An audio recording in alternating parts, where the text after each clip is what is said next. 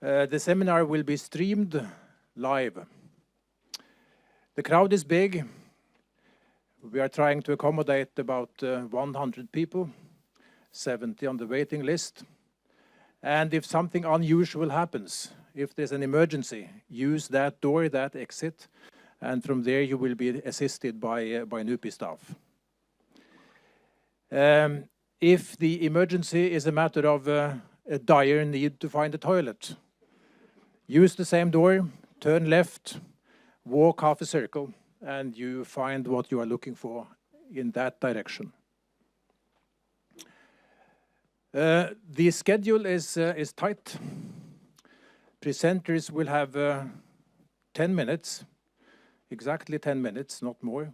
And I will give you a notice a couple of minutes ahead of the limit. The first presenter is Robert Mood, who needs no introduction. Allow me nevertheless to recall that Robert was head of the United Nations Truce Supervision Organization for Southern Lebanon and the Golan Heights between 2009 and 2011. He worked closely with Kofi Annan on his peace mission to Syria on behalf of the UN Secretary General and the Arab League in 2012, and was later that year head of the United Nations supervision mission in Syria. Robert, I'm very pleased that you are here, and the floor is yours. Thank you very much.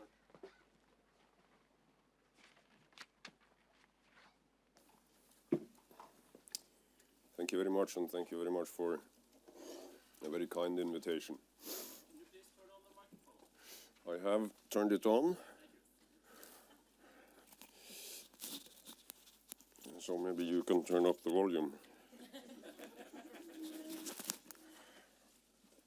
Is it better?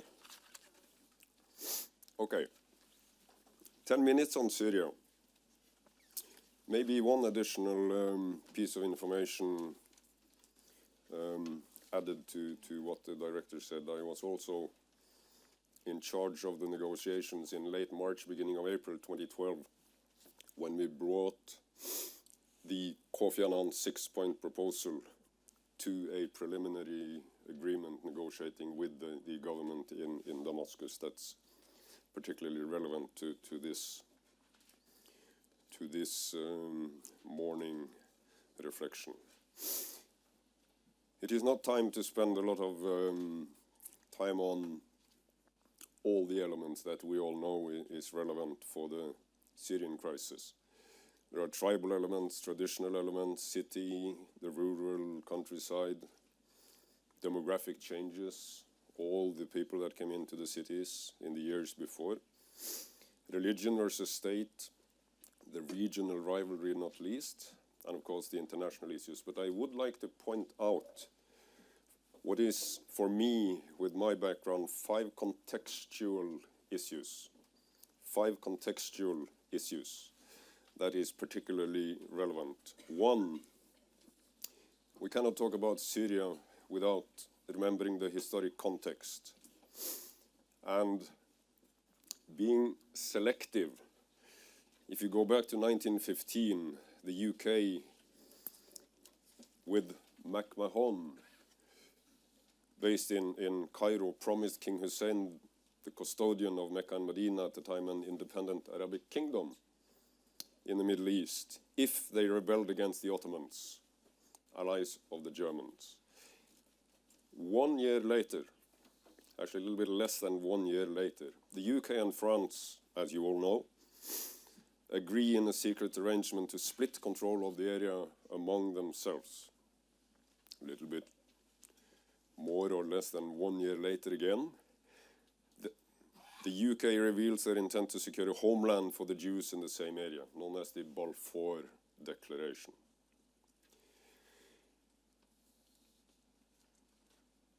Contradictory promises, deceit, as it was seen by King Hussein and the Arabs in the area. Now, if we go fast forward, let's go past 1947, 1948, 1967. But let's go to Cairo on the 4th of June, 2009. All of you have seen the Cairo speech by Obama, I assume. If you haven't, you have to. It's on the YouTube. Google it. 4th of June 2009, the Obama speech in Cairo. Labeled no less by the New York Times than the address of the American president to the Muslim world. He speaks about Islam not being the problem in the fight against extremism.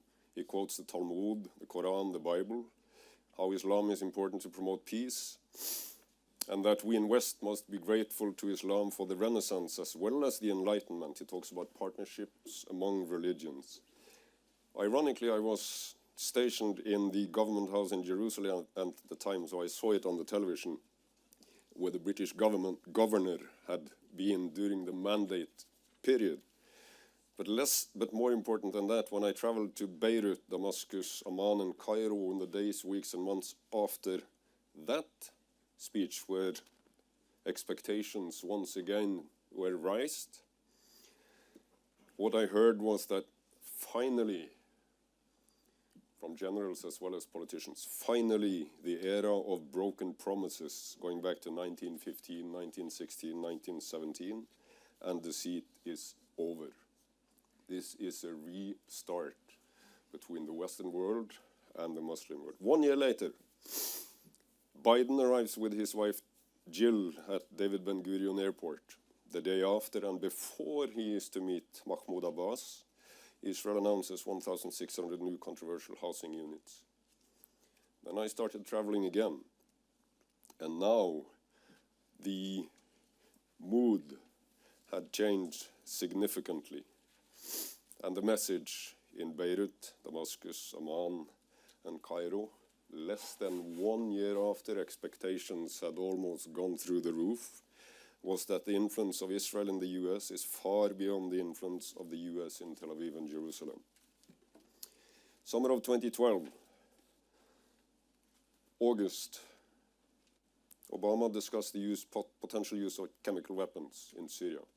He says this will have consequences. He outlines that alternatives are prepared and ready. By the world, it's understood as a clear ultimatum. 1 year later, chemical weapons are used. And the message from Obama at the lawn, I believe on a Saturday, outside the White House, is that the US will act. However, I will go to the Congress to seek approval. And we all know what comes after that one. My point with this rather selective contextual issues, the 5 issues, not having spoken about responsibility to protect, not having addressed how what we did in Libya was a main topic as I met with the rebels inside Syria, is that the long line of broken promises, of heightened expectations, should not surprise any of us when we are then meeting Arabs, when we are meeting locals in this part of the world, who now see the influence of the US and the West as not very credible at all. When are you coming to help us get rid of Assad as you did with Gaddafi?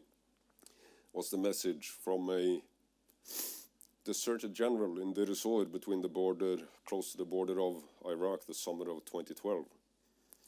And he said explicitly, we know that if it gets bad enough, reference Benghazi, you guys will come with your bomb airplanes.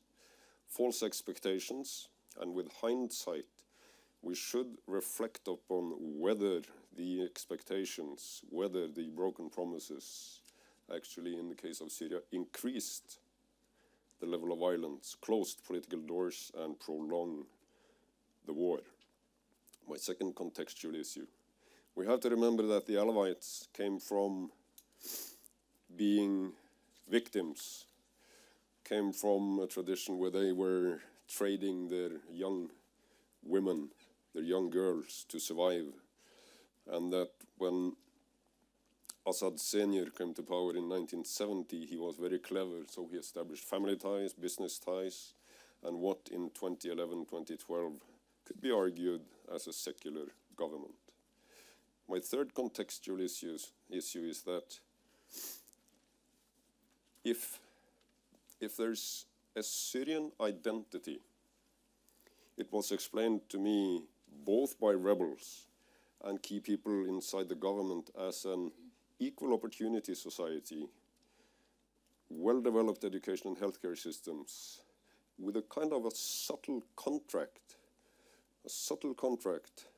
between the large majorities in the population who told the regime, maybe not explicitly, but at least implicitly, that if you secure the equal opportunity society, the secular society, the well-developed education and healthcare system, we will tolerate your police state. We will tolerate your police state, your torture, your prisons.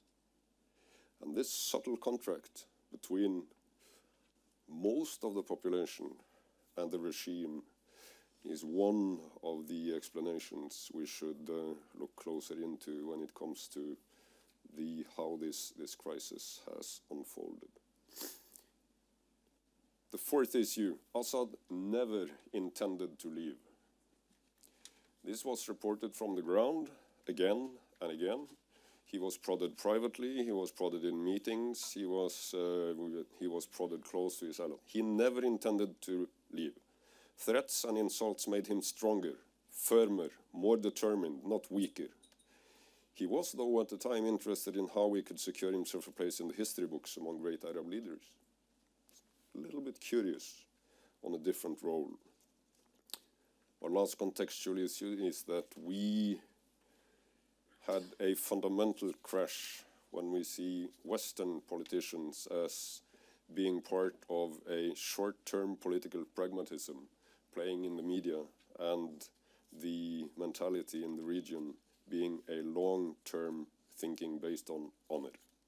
So, to finish, the government as well as the rebels saw the UN as a tool to promote and secure their respective narratives, neither genuine about a political way ahead. The devil was not, and is maybe not, in the details. Context, expectations, complexity, demographics, regional issues, all drove Syria to the brink and beyond. And we have partly the responsibility for where we are today. Thank you.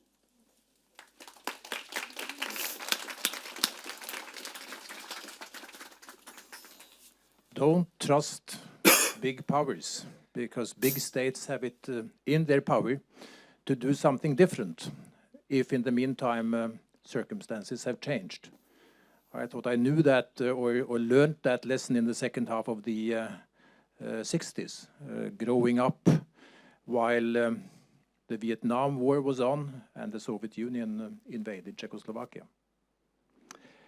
The next speaker, Bendik Sørvik, has been working on Middle East affairs for nearly 2 decades as an aid worker, as a journalist, as a researcher. And I know that you are pregnant with a book on Syria coming out in the spring. The publishing house, I understand, being a Manifest. That's right. You have the floor. You hear me now? It's yeah, I'm on the mic, right? Yeah. How's the volume? It's okay. A few words about Syrian opposition and all the talk about extremists and moderates. I've called it the Syrian opposition at a crossroads. It seems ages ago when the first images of what appeared to be armed jihadist Salafists operating in Syria were published on social media. Who were these bearded people speaking local accents, but wearing clothes that looked as if they were imported from Afghanistan or Pakistan, unfamiliar to most Syrians?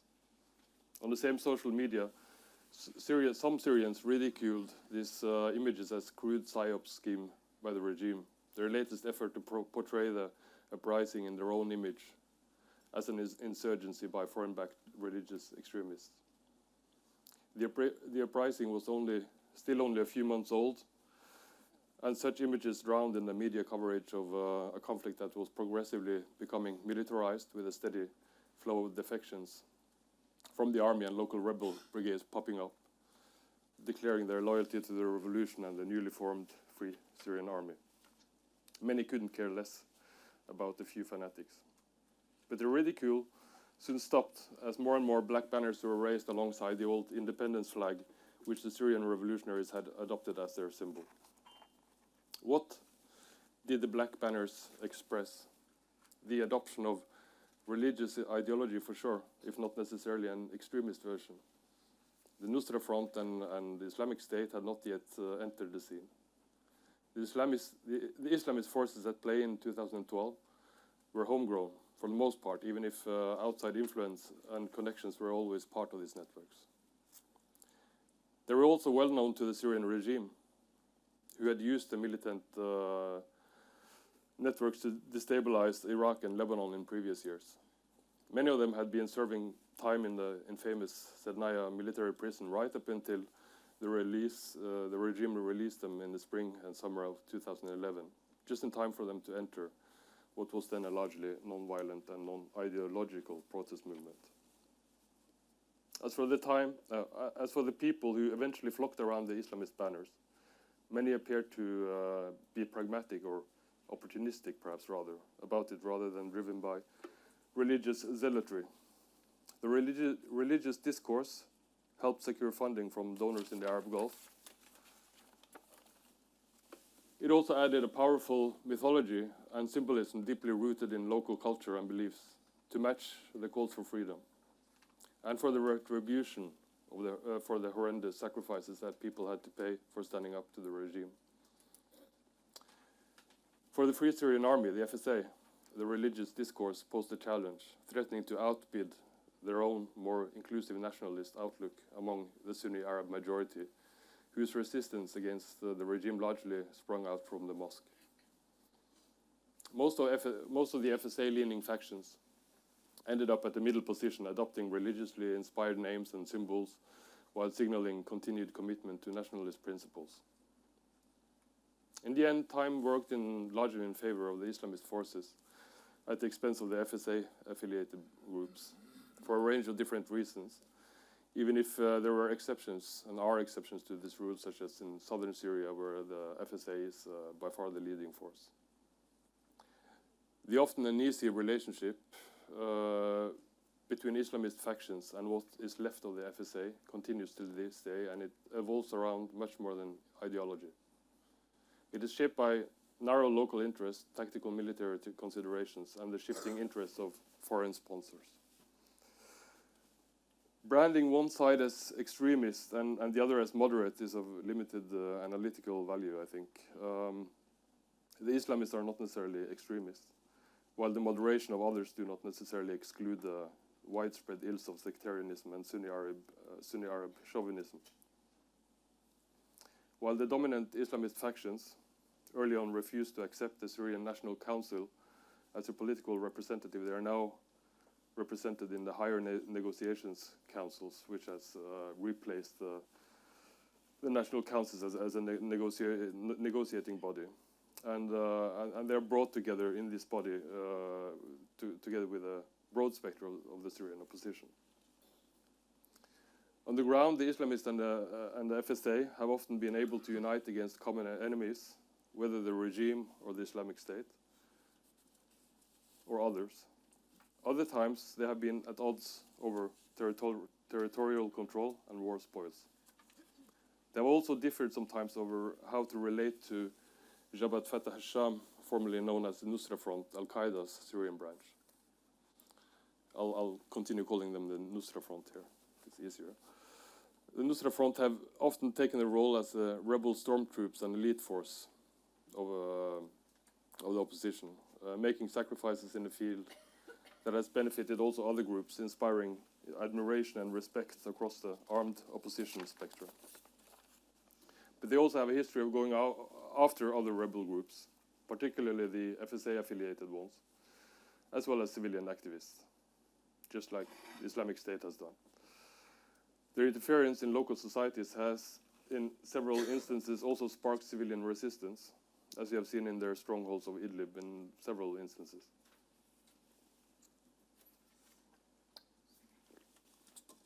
Extremism, whether in a broad sense or a jihadist Salafist one, is a problem that only has grown worse as the conflict unfolded. It is fueled by a range of factors that all seem to have in common that they will be very difficult to undo as long as the war continues and the Assad regime stays in power. Several failed outside attempts to sever the ties between rebel factions and the Nusra Front is a case in point.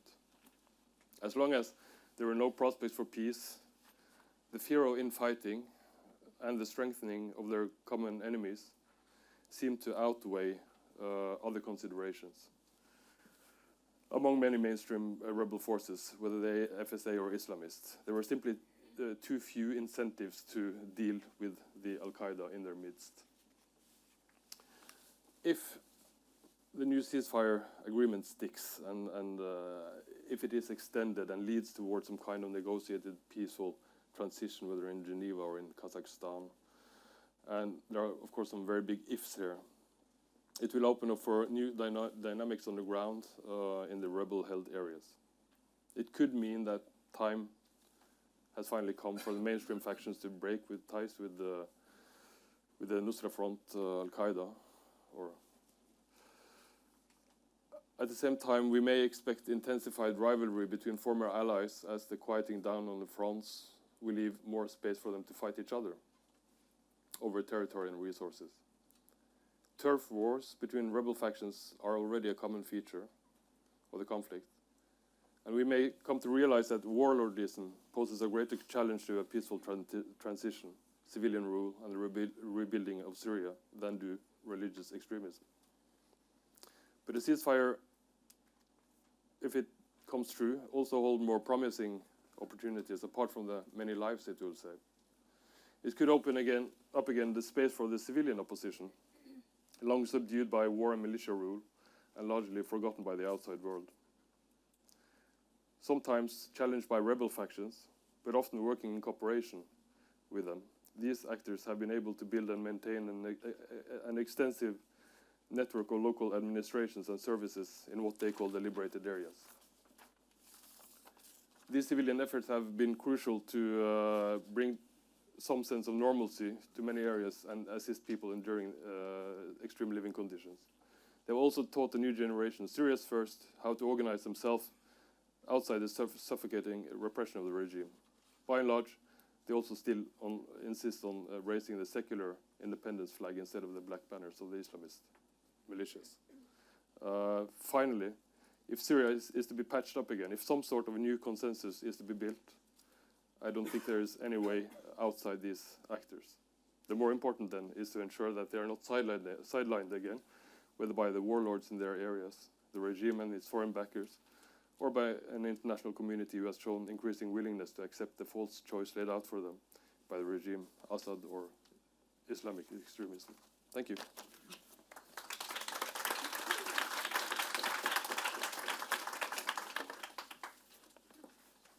Thank you very much, Bendik, for discussing a most important question.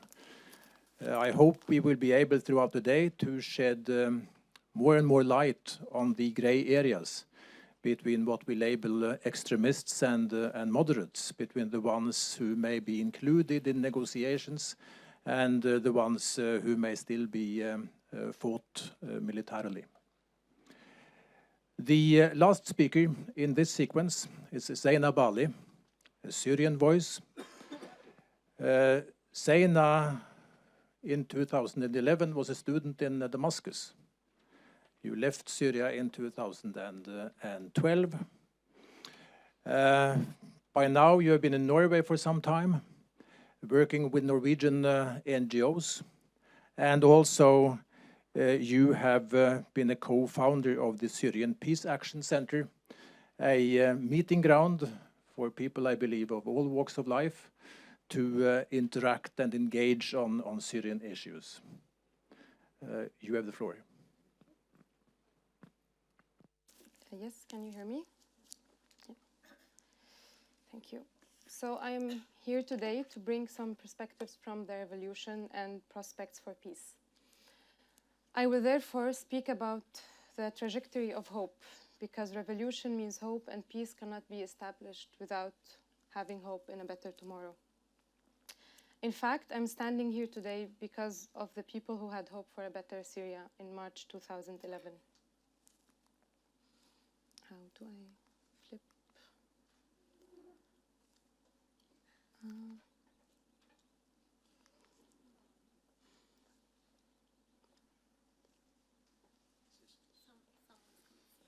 just how do next? It's this one that's next. It's just Yeah. Okay. Yes. So behind me are two pictures that I took on the 30th of March 2011 when I was in my 4th year still at Damascus University. 2 weeks after the security forces killed the first peaceful protesters in Daraa. Our lecture was interrupted and we were summoned to the main hall, to the main building hall, to watch the president on TV delivering his first speech after the protests erupted. The first time I looked up this picture was in fact for the occasion of this seminar.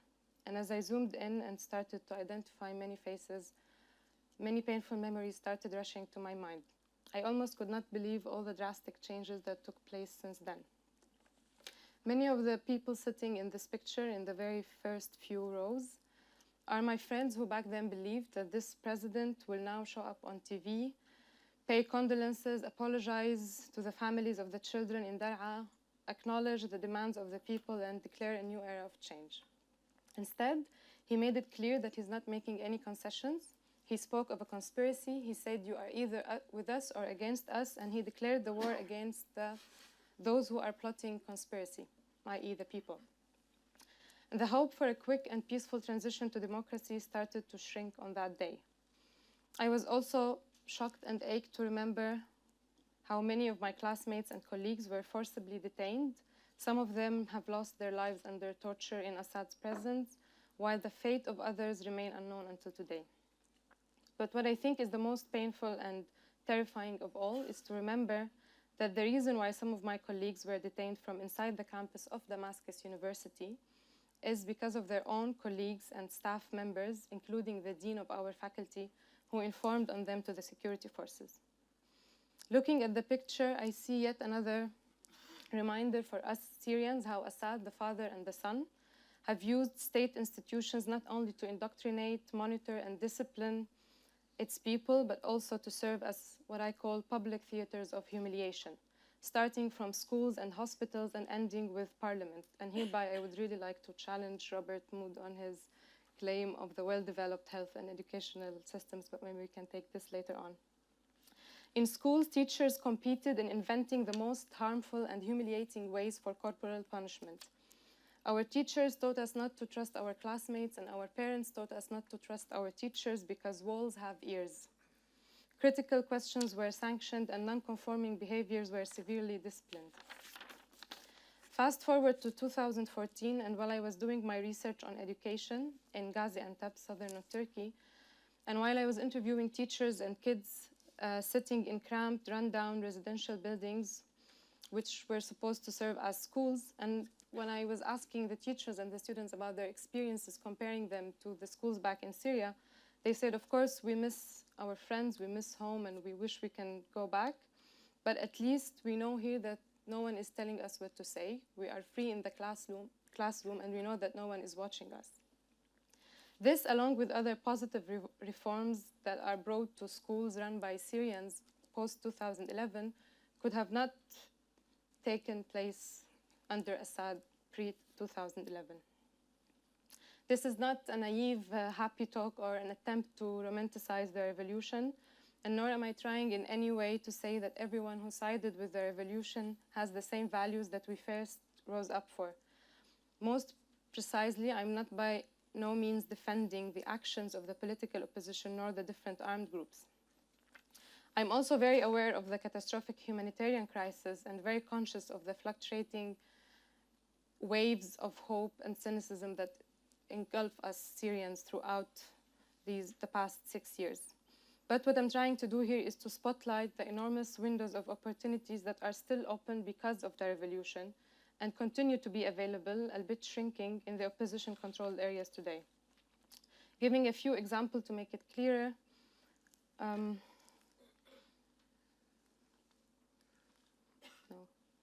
The picture here is from Arrat al-Nu'man, a town close to Idlib. The picture is taken at some point between March 2016 to June 2016, where the people have marked 100 days of protests, but this time not against Assad, but against Jabhat al-Nusra, the Al-Qaeda affiliated group that was taking over the nearby villages, showing us that people are the most important ally in defeating extremism in all its sorts. In Azaz, another city in the suburbs of northern Aleppo, north of Aleppo, the Civil Council and other civil authorities, such as the Civil Defense and Educational Directorates, suspended their work just 2 weeks ago on the 20th of December and called for demonstrations on the streets to protest the violations of the different armed groups present in the city and the recurrent interference in the work of the civil authorities.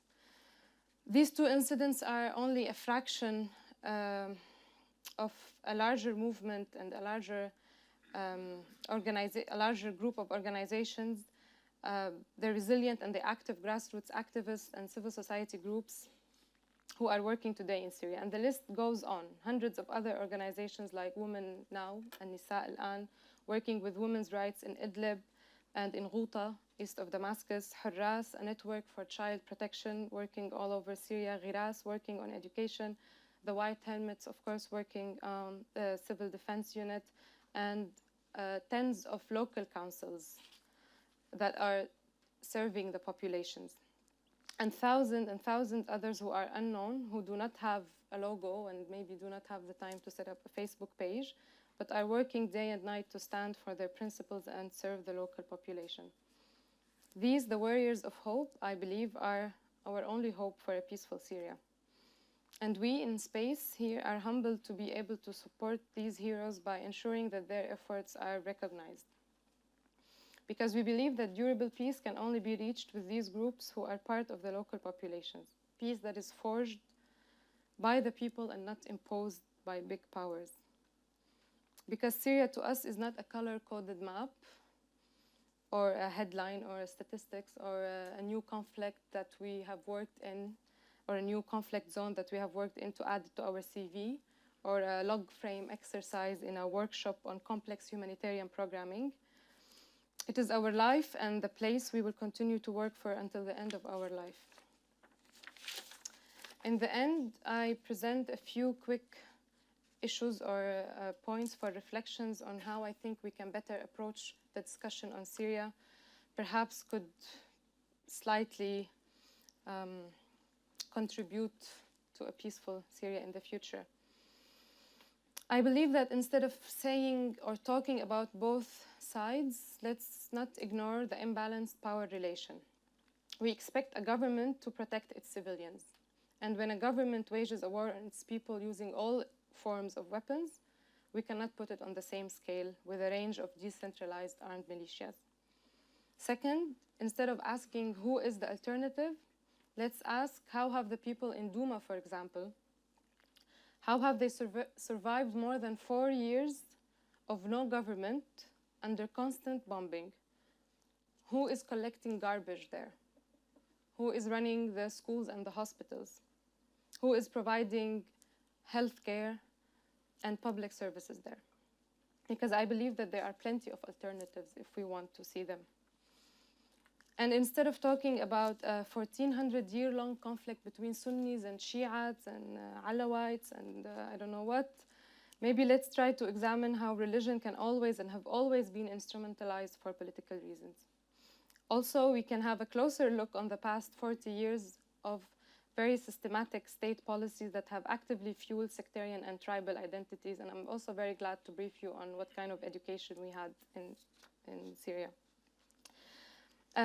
Also, instead of sharing the images of Syrians as helpless, poor victims, passive recipients of aid. Maybe this is more relevant for all the international NGOs and charities. Let's, for a change, talk about the heroes, talk about the civil defense workers, the doctors, the teachers who proved to be the most resilient and creative, who continue to work and create and risk their lives under barrel bombs. Finally, instead of talking about war and terror, let's talk about accountability and justice, because injustice breeds extremism. And the less we talk about prosecuting Assad, the more people are radicalized. Assad not going will not be ending the war, but it will be postponing another war. Assad and other warlords and war criminals not held accountable means the death of all the international conventions we strive to live up to. I wonder, had Assad been held accountable already back in 2012, 2013, if Saudi Arabia would dare to commit war crimes in the blatant way they do today? And what else will stop other brutal dictators and militias from committing more war crimes in the future? Assad managed, with the help of his allies, to transform the public theaters of humiliation that used to take place in Syrian public institutions to a global theater of humiliation. Just recently, he made it us all, including the biggest international humanitarian organizations, appeal to him to breach the international humanitarian law. And what's more, he looked at us celebrating the news that tens of thousands of people have been safely, forcibly displaced from their homes in eastern Aleppo. Finally, ending on a final note, I believe that bringing justice back to Syria is bringing back hope to an increasingly distorted world. And for this task, we should work with the warriors of hope to be present, because so long there is hope for a better future, there is a possibility for peace. Thank you.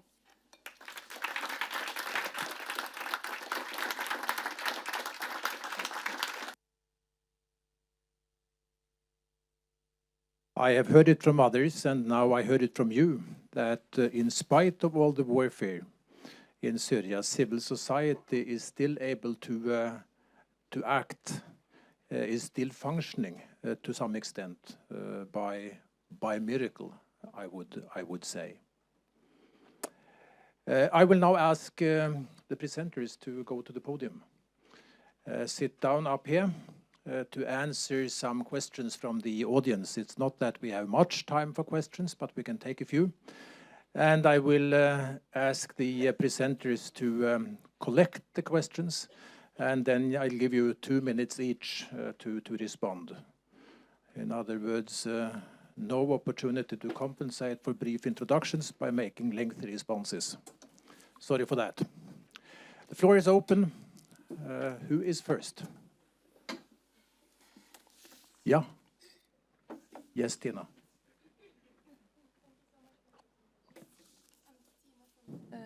Thank you so much for your presentations. I work at NUPI, and Tina. I have a few questions. I'll take the most important one. Do any of you have any information about the situation in regime-controlled areas? Because the media speak about at least there is a regime. Do we know more about the economy, the situation of the Syrian army? How organized it still is? Thank you. Thank you. Next question. It's a Norwegian audience, so people are careful in the beginning. But use the opportunity. Time is short. Yes, please. I just wanted to... name and affiliation. I'm Rana Isa. I'm also at Space. But I just wanted to ask who the mainstream rebels are. If we could, because I don't, yeah, Bendik, you were saying that there was mainstream rebels, and in the media we understand, if you listen to the media, it's IS and Nusra. Is this the mainstream rebels, or is it FSA? Yes. Yes, one question for Robert Mood. I'm Sigurd Falkenberg Mikkelsen from Norwegian Broadcasting. You've been involved in a lot of the negotiations concerning Syria. Do you have any belief that the Astana negotiations can lead anywhere? Thank you. We could have one more question. Yes, please. Thank you. My name is Dag Kloster. I'm in privately here. I have the big question. How much now of what's going on in Syria is driven by locals, and how much is driven by external powers? Robert, would you start this sequence too? Thank you. I left Damascus late summer 2012. So if I say that from what I know about regime-controlled areas, it has been a quite decent life in these areas through the conflict. It is the rebel areas that has been very brutally hit and brutally suffering, but that is only from what I hear from those being inside working closer on the situation, so I'm sure others know much more than me. Are the military organized? I can though say that what we struggled with during negotiations and when we had more than 100 meetings with rebels in several parts of Syria is that it was not a single clear chain of command as you would think it was. There was a myriad of groups, and you have the 17 to 18 security services, and you also had the gray area groups who interpreted the situation of the regime, the situation of the president as an individual, and took action without having an order from the top. So it was a very complex setting. And there were quite a few defections during that period before it stabilized during the autumn. So not organized and with a clear-cut single chain of command as we would think about it in Western terms.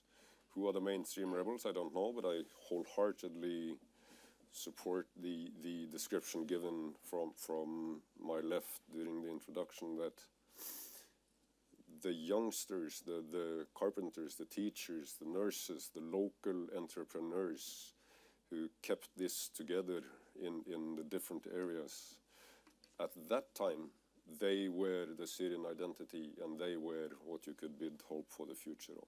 Is Astana going to lead anywhere? I'm not close on these negotiations, but let's say that in Geneva 1, I was part, together with Kofi Annan, there were 4 key issues. 1, the violence. The violence was so dominating that it was impossible to move forward. Secondly, it was impossible to find strategic interests that could serve the interests of both. And thirdly, none of the sides wanted to be the ones to stop. So we tried to find a way to incite them to be the ones responsible for stopping the fighting first, because the argument was always, we have to wait for the others to stop first. And last but definitely not least, the message at that time was that it has to happen inside Syria. The change has to grow from inside Syria. I'm not very optimistic when it comes to Astana. Thank you. Thank you so much, Bendik. Yeah, I could just comment on the question of whether what is internal and external dynamics in Syria right now, because it's a very good question, I think, and it's quite obvious. I mean, if you just take it from the opposition side and rebel side, when you've initially had the fragmentation on the rebel side, it was very much driven by not only external factors, but it played a big role. The presence of a lot of different sponsors, state and non-state sponsors that encourage people to set up their own militia. Later, and a few years later, back in 2014-15, you also saw the reunification actually of many of these militias, and some of the mainstream Islamist militias not putting away their own banners, but they started adopting the Free Syrian flag, the old independence flag again, which they originally rejected, and that was also driven by outside forces, by Saudi coming to terms with Qatar and Turkey after having been split been hostile to each other, and the death of the old King Abdullah in Saudi Arabia, and his aversion against Muslim Brotherhood and these things. So definitely everything is it's all linked, external and internal processes. But I have to say also that what I briefly touched upon, and what Zena has been talking about, the civilian resistance to Nusra Front, for instance, that is a homegrown civilian resistance, and these are sort of some of the hopes I think we can build upon, and the same goes for the extensive network of local administrations throughout Syria. When it comes to mainstream rebel factions, well, say the big factions that are not Nusra Front or ISIS, and they include a wide range of, I don't know how much we should, how much attention we should pay to ideology here, but certainly a group like Ahrar al-Sham, which is definitely a Salafi, Jaish al-Islam, I mean, both of them, they have tens of thousands of fighters, maybe 20, 30,000 fighters each. But at the same time, I mean, they do also engage in negotiations, and maybe we can't call them moderate, but they're still somehow mainstream in the way it looks today. Yeah. Thank you, Bendik. Zena. I think I will comment on the question on the situation in the regime-controlled areas. Now it's working. Because I think the media image that the regime is trying to publicize is very controlled and is very one-sided, trying always to portray the regime-controlled areas as prosperous areas with safe life, and people spreading pictures of people celebrating in the streets, conforming to the Western liberal secular values, as opposed, of course, to the images we see from the opposition Islamist radicalized groups controlled areas. But I think there is so much below the surface that we cannot see, of course, because the media is so much controlled, and we hear this from our families and friends who still live there. The security situation is drastic in many areas outside Damascus. Once you go outside Damascus, in the villages, even in the coastal cities, it's a rule by militias that even the regime has no control over them, and these militias just have the absolute power to kill and steal and harass people in the streets, and checkpoints are still detaining people today.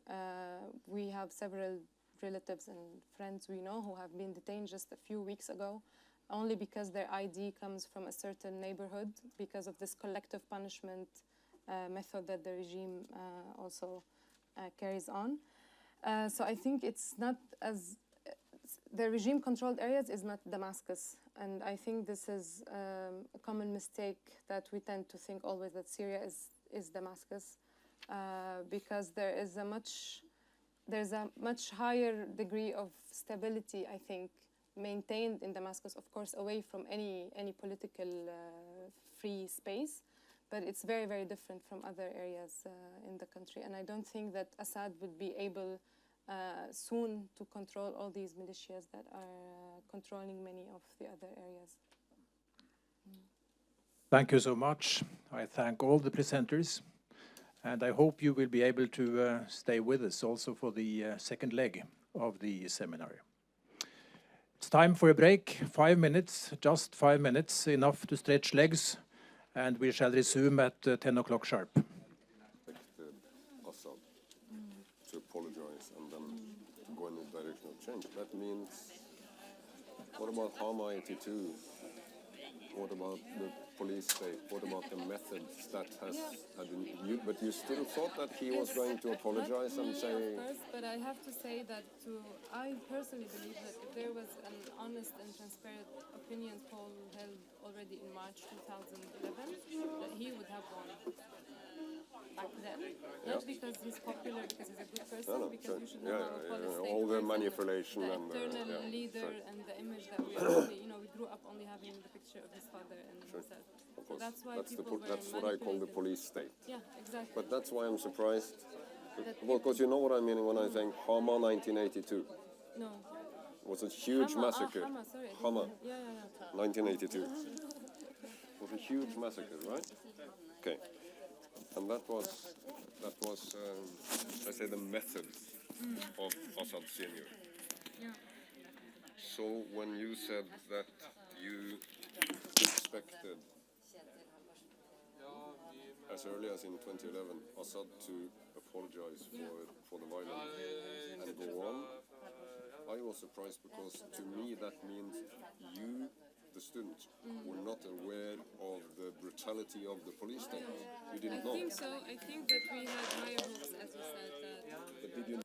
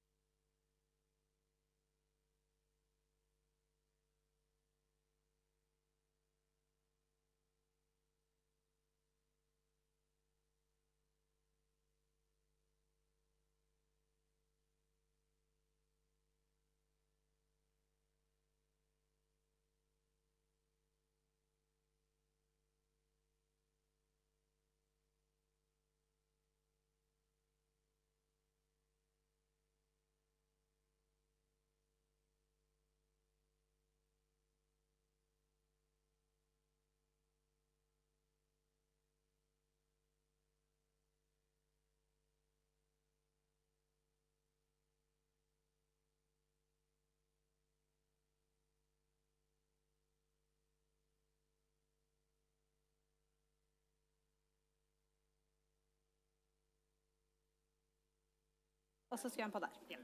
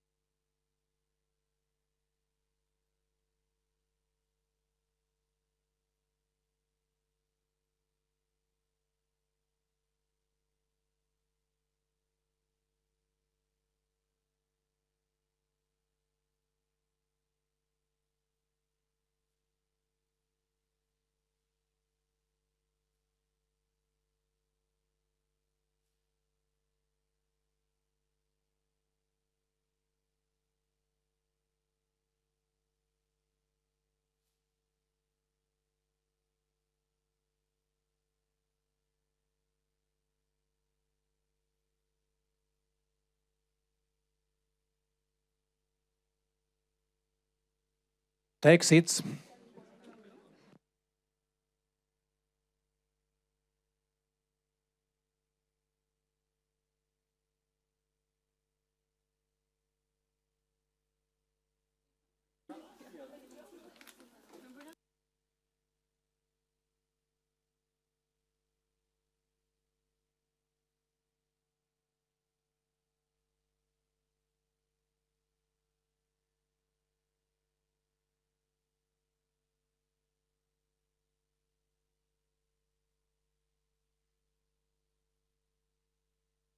Står du live?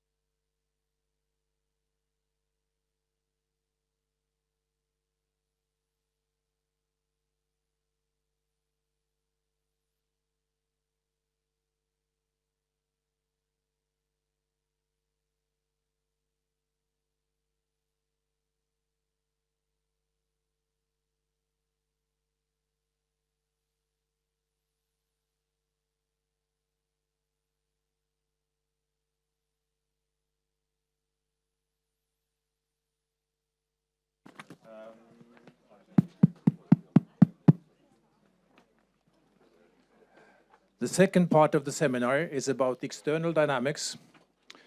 And the first speaker is my good NUPI colleague, Julie Wilhelmsen, Russia's strategy in Syria. The floor is yours.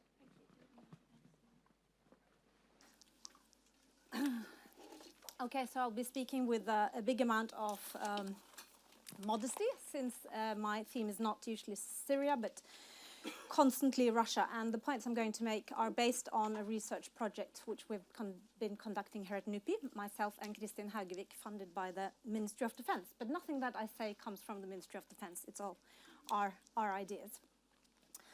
And I'm also pretty sensitive to the fact that there are such big humanitarian issues in this case, that talking about kind of Russia, big power politics is always very sensitive and uncomfortable. But I still think it's an important time to try to understand what Russia is doing, at least explain it. So I thought I'd give you some background on Russian reasoning, three core reasons for the Russian intervention in Syria, and two alternative policy tracks which we think Russia has been pursuing in Syria.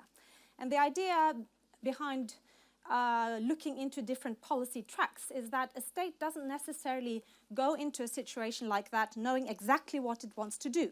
It has different paths, and how it interacts with other states explains that it can change paths in the course of time, and also its own domestic interaction picture affects the track that the Russian leadership chooses to take in Russia. So although Russia is an authoritarian state, it also responds to domestic developments, very important to remember. So ever since Vladimir Putin came to power in Russia, his aim has been to make the state strong again. Russia has always had a strong state. This has been his core aim. And secondly, when things got better in Russia, to make Russia a big power, which is in a way the normal identity for Russia. Then there has been an increasing preoccupation with Western hegemony, an increasing sense in Russia that Russia is being encircled by the West. Of course, they refer to NATO expansion, they refer to the practice of interference in internal affairs, they refer to human rights criticism as an instrumental tool used by the West to keep Russia down.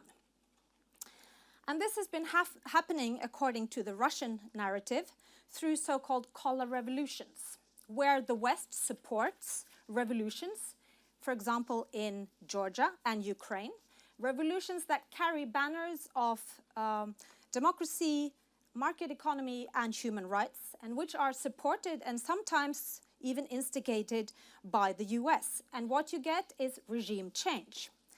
Now, this is also the glasses or the prism which Russia viewed the Arab Spring through. What they saw was this Western practice of instigating revolutions and then, if necessary, carry on with military intervention to topple the regime. And this is, of course, also how they viewed what happened in Ukraine in 2014 and why it became so extremely frightening for Russia and why Russia reacted so forcefully and in breach with international law when the Yanukovych regime was toppled. So this is the background for what I view as probably the core aim of Russian policies in Syria: to stop the practice of color revolutions and regime change as a global Western practice carried out to increase Western hegemony and at the expense of sovereign states worldwide. And the second part of this Russian narrative, I'm referring to official Russian talk. Everything I say is just referring to how they talk. Second part of it is that not only is this Western practice detrimental to the sovereign state, but it creates terrorism. It fosters terrorism, which Russia claims is the biggest threat itself has been facing since the beginning of the 2000s. So I would argue then that this is the first goal, to stop this Western practice. And in Syria, Russia had the possibility, for the first time, because of its historical relations to the Assad regime, because of its military base, and because it, for quite a long time, since the 2000s, quite skillfully has built up wide diplomacy with many states in the Middle East, which had been laying dead since the end of the Cold War, basically. Then the second goal, which in the Western narrative, and I agree it's always good to be very critical about the press, which is often construed as not a true aim for Russia, but which in fact has been a very important aim for Russia, it is to so-called crush terrorism. Because that has been, as I said, construed as the main challenge for Russia at home for nearly 20 years. And still, the numbers are very uncertain, but we need to know that there are probably 7,000 Russian jihadists in Syria fighting on the side of the radical militants, or whatever you want to call them, today. So this is an objective for Russia, to fight terrorism. And then the third rationale for the military engagement from September last year was to get out of international isolation following the crisis in Ukraine. Now, if you look at it in a longer time span, cooperation with the US against terror has been the only theme where Russia and the US have managed to create a so-called strategic partnership since Putin came to power.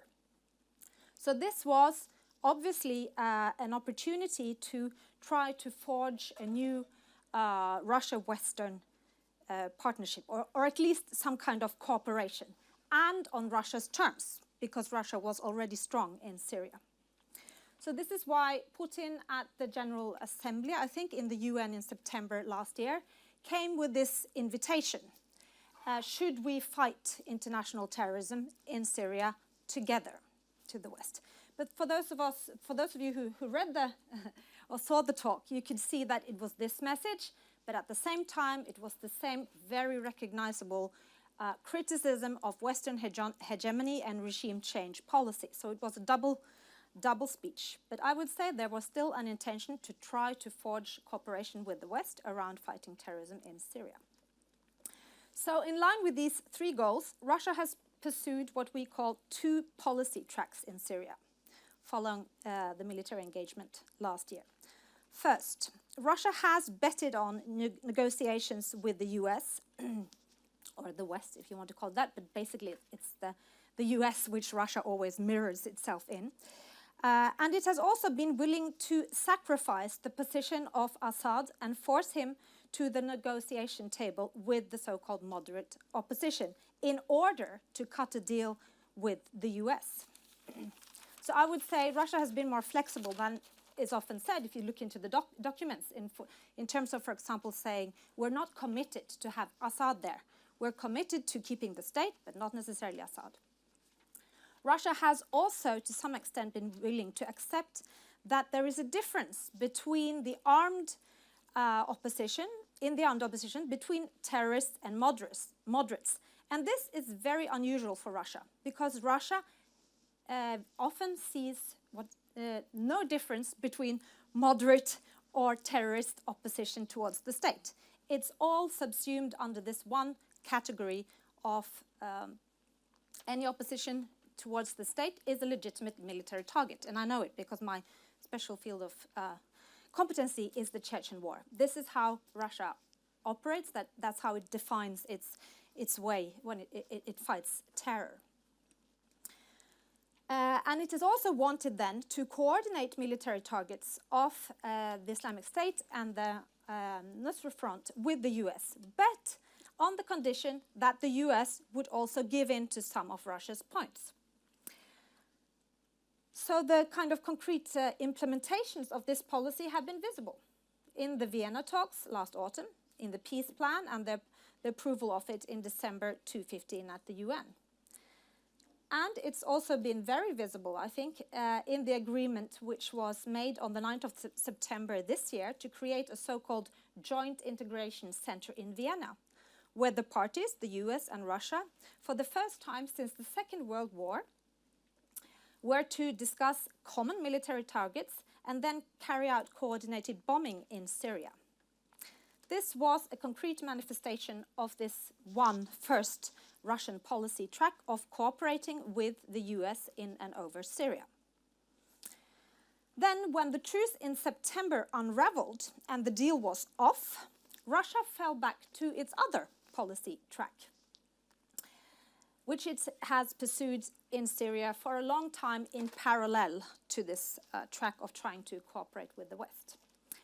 Now, the perceptions that guide this policy track is that the US cannot be trusted and that the negotiations were held on the Western part all this time only to give the US time to arm the terrorists, which it pretends to fight with Russia, but actually the true US intention is to arm the terrorists and then raise up and fight down both the sovereign Assad regime and, in the final event, to outconquer Russia. So in this Russian policy track, making sure that the Assad state stays in power becomes much more important than fighting terrorists with the USA. And the very concrete policy manifestations of this line of thinking, this policy track, was, of course, from the beginning, the bombing patterns which everybody noticed from September last year that primarily served to secure Assad's base and not to hit the terrorists. Another manifestation is the bombing patterns where there is no distinction between terrorists and moderates. This is very similar to the way Russia fought the Chechen War. No distinctions, all-out bombing. And thirdly, the announcement in March that Russia would withdraw militarily, but actually did not. It continued to build up Assad's forces. And then the full military control, no ceasefire, we want full military control over Aleppo. I'm finishing, I just want to make my final point, which is, and very importantly, I think, for the global affairs as such, is that in this alternative policy track, Russia has carefully built up an alternative coalition exclusive of the West. Now, that has not really been possible until now, but now it is possible, and we saw it clearly illustrated in Aleppo. It was Turkey and Russia together which made it possible to evacuate militants and civilians out of Aleppo. We see it now. It is Turkey and Russia, but also Iraq, who are sitting around the table to make the new so-called peace deal. And the negotiations are not going to go on in Geneva or Vienna or New York. They're going to go on in Astana. So it's the kind of changing of a world order. Then if I can have 10 seconds more, I would like to step back from that very bold prediction and just say that Russia's new exclusive coalition, where the West cannot take part, can easily be turned into one inclusive of the West again, with Trump as a president. Most of all because he has signaled clearly that the only thing he really wants to do in Syria is to crush the terrorists. And that's, of course, what Putin wants to do. And also for Russia, resources are limited. We have seen the announcement that they're pulling, I don't remember, they were pulling Kuznetsov back from the Mediterranean. So catering both for an audience at home in Russia who are skeptical of the quagmire in Syria, and kind of signaling that we want to get the US back in, but in a different way. And then finally, I would like to say that I'm not very optimistic. I'm very frightened of the prospects of Mr. Putin and Donald Trump fighting terrorists in Syria. But I agree with you that we should, try to work for another agenda. But for the time being, it's looking difficult. Thank you.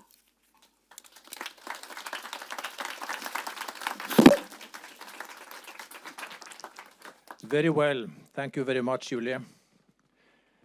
Lars Christie is an associate professor at the Department of Philosophy at the University of Oslo. He's also a postdoctoral research fellow at the Oxford University. And you have a relevant past as a diplomat, as an MFA, Minister of Foreign Affairs man, being posted, I believe, both in Pakistan and in Israel. The floor is yours. Thank you. So thank you very much for inviting me to this very competent panel. I should say, by way of introduction, that I'm a philosopher by training. I don't have good regional expertise.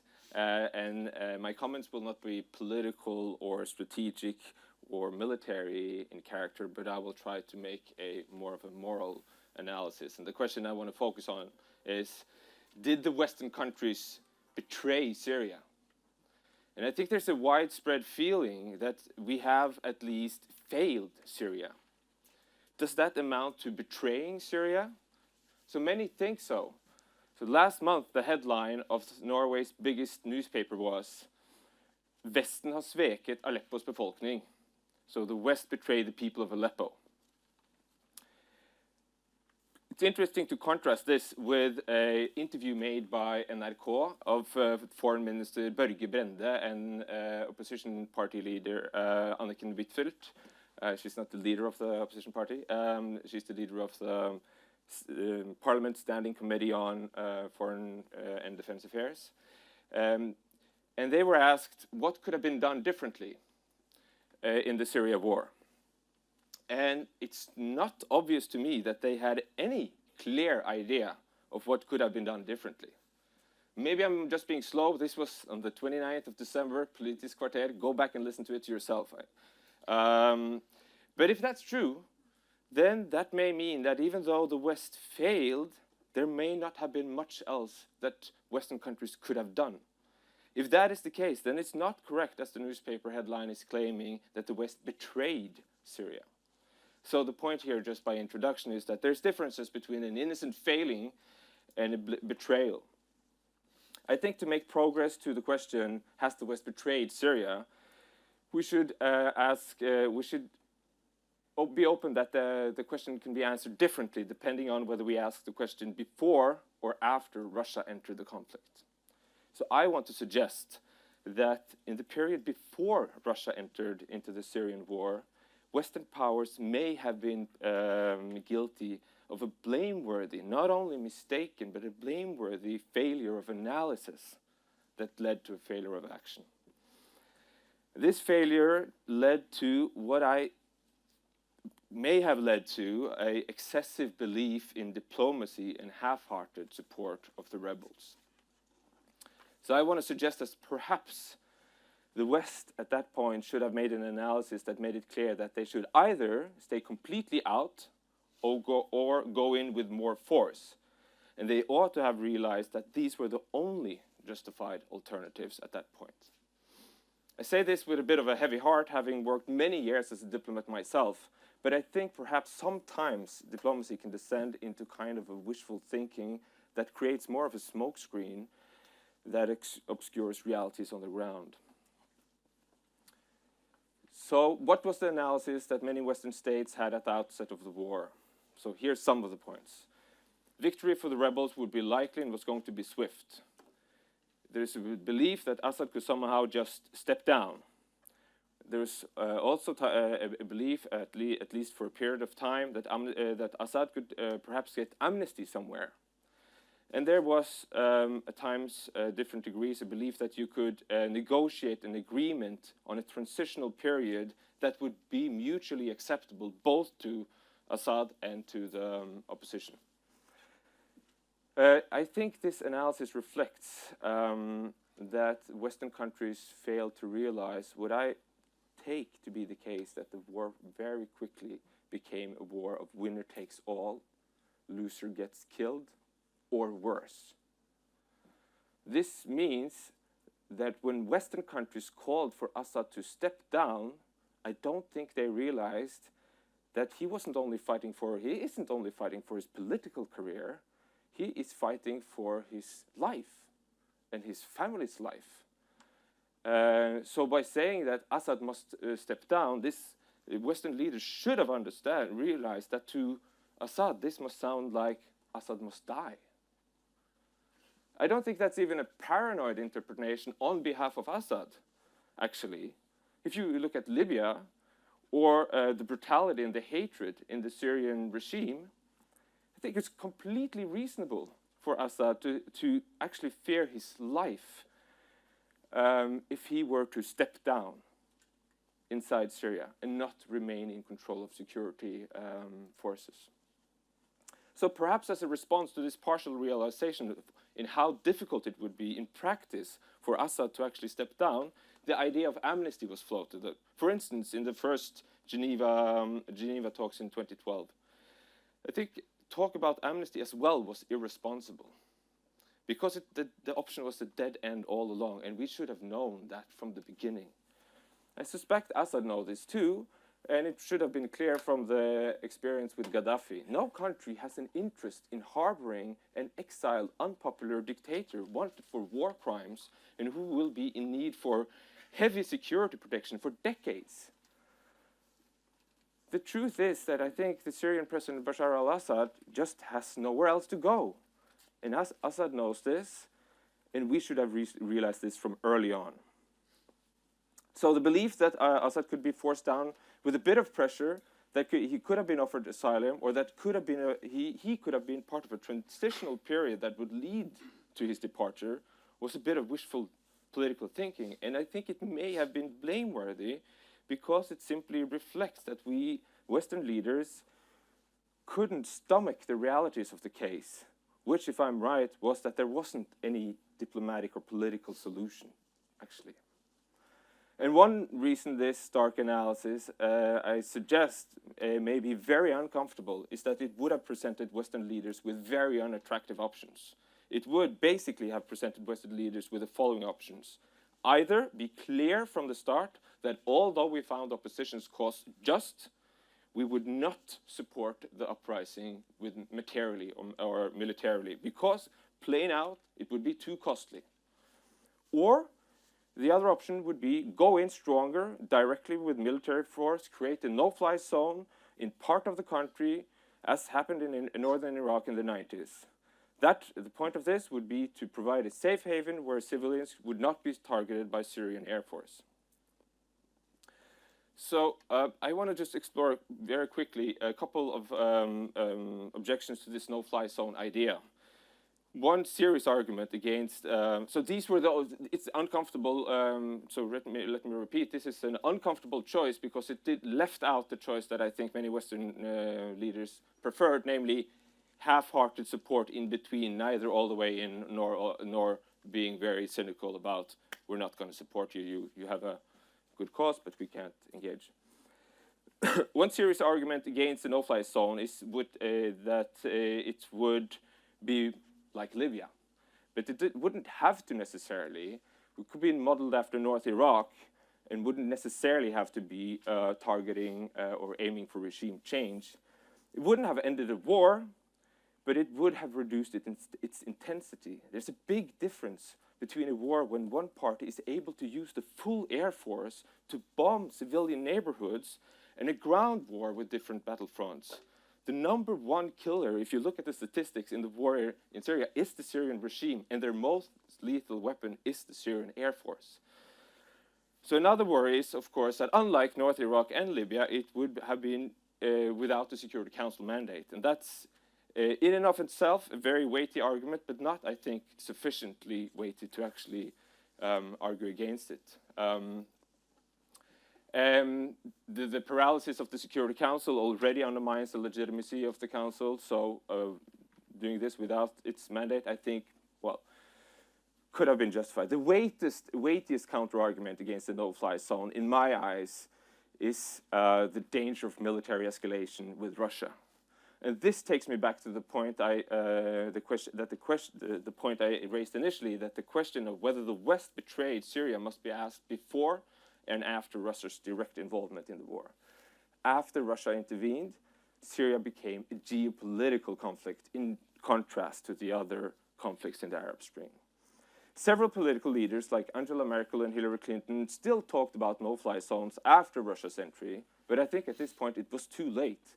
The geopolitical risk that a direct military confrontation with Russia would cause is simply too dangerous. So even if a no-fly zone would have been the right thing to do with respect to the population of Syria, I think it would have been too dangerous for world stability.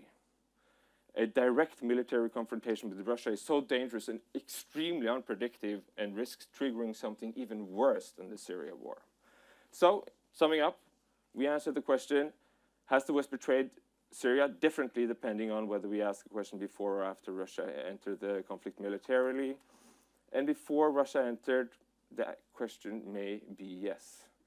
The West may have been guilty of refusing to realize the brutal brutalities of the war, which led Western countries to half-hearted support the rebels, mostly in rhetoric and politics, creating false expectations, while closing their eyes to the fact there was little hope of pressuring Assad to give up power through politics, negotiation, and diplomacy without direct military involvement.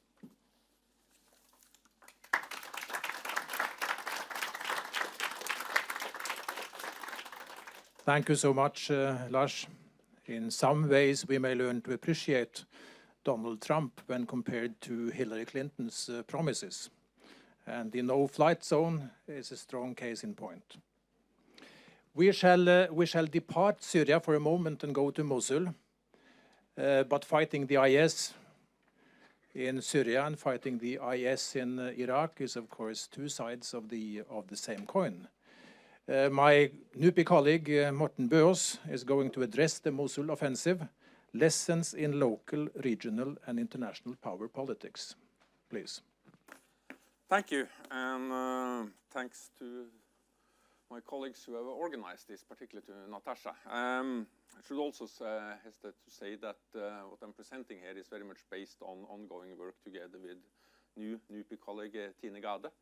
It's a project that we will continue to work on, continue to monitor and try to understand the repercussions of what is going on in the current Musul offensive. Also would like to say that why talk about Musul today as we're talking about Syria? Well, the reason for this is that, of course, this is linked.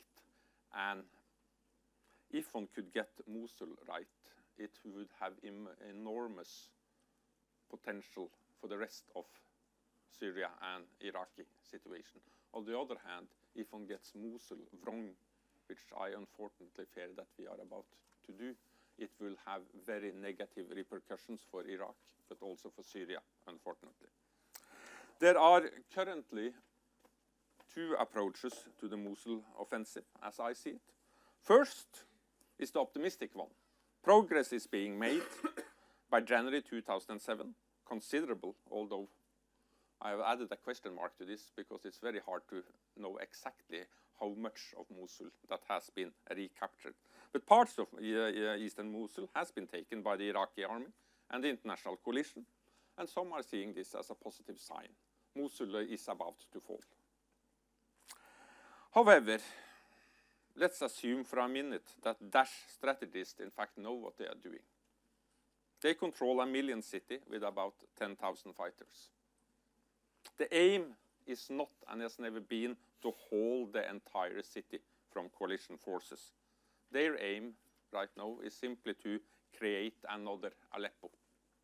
By collapsing from one security zone to another, inflicting as much damage and casualties as possible on coalition forces until they reach their designated no penetration line, where they basically will have to fight or die.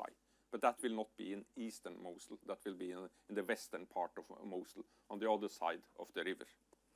And this strategy is working quite well for Daesh.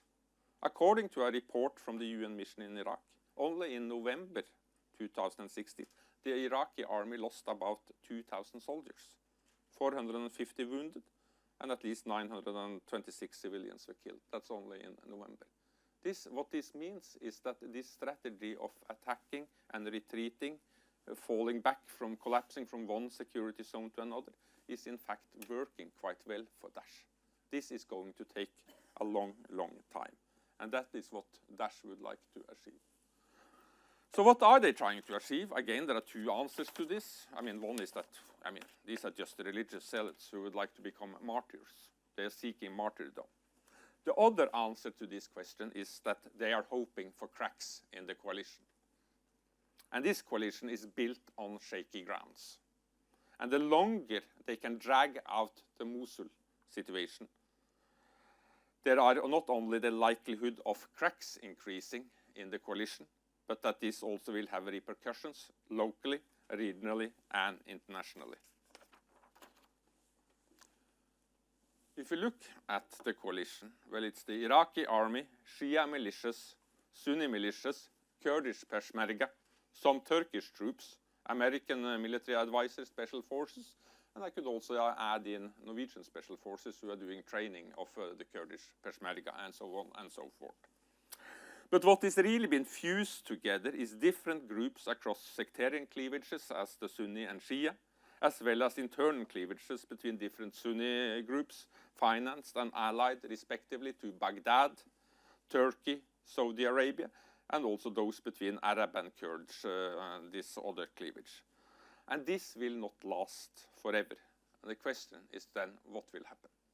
And Daesh knows this. They know very well that this coalition is built on shaky grounds. And that's their hope, that's their aim here, trying to drag this out as long as possible so that cracks will start appearing in this international coalition. And this is the kind of thinking that, that led me and Tine in an op-ed that we wrote, was it October or November, just after we returned from Erbil, that there are basically three scenarios here. The first one is the positive one, and I believe that time is already rapidly running out of this one. The positive one is that Mosul is taken by the Iraqi army without too large casualties. The Shia militias and the Kurdish Peshmerga does not enter the city. The Musul City Council returns, and a careful but clear process of reconciliation is started without too much interference by external actors. This could be a blueprint for fixing Musul, but also for fixing similar situations elsewhere in Iraq and Syria. The second scenario is that, which may be what is unfolding right now, is that Daesh managed to hold on to parts of Musul and are only defeated, because they will be defeated, after prolonged urban combat from street to street, from house to house. The result is considerable civilian casualties, and forces from the Peshmerga and the Shia militias also enter Musul. This draws Turkey into the Battle of Musul, and the result is a perfect storm, and no peace or reconciliation is possible. It is also within this that Daesh finds its hope of survival. The third option, which is still possible, is that the coalition wins the war, but as so often happen with these kind of international coalitions put together, when these kind of international coalitions are put together, they lose the peace.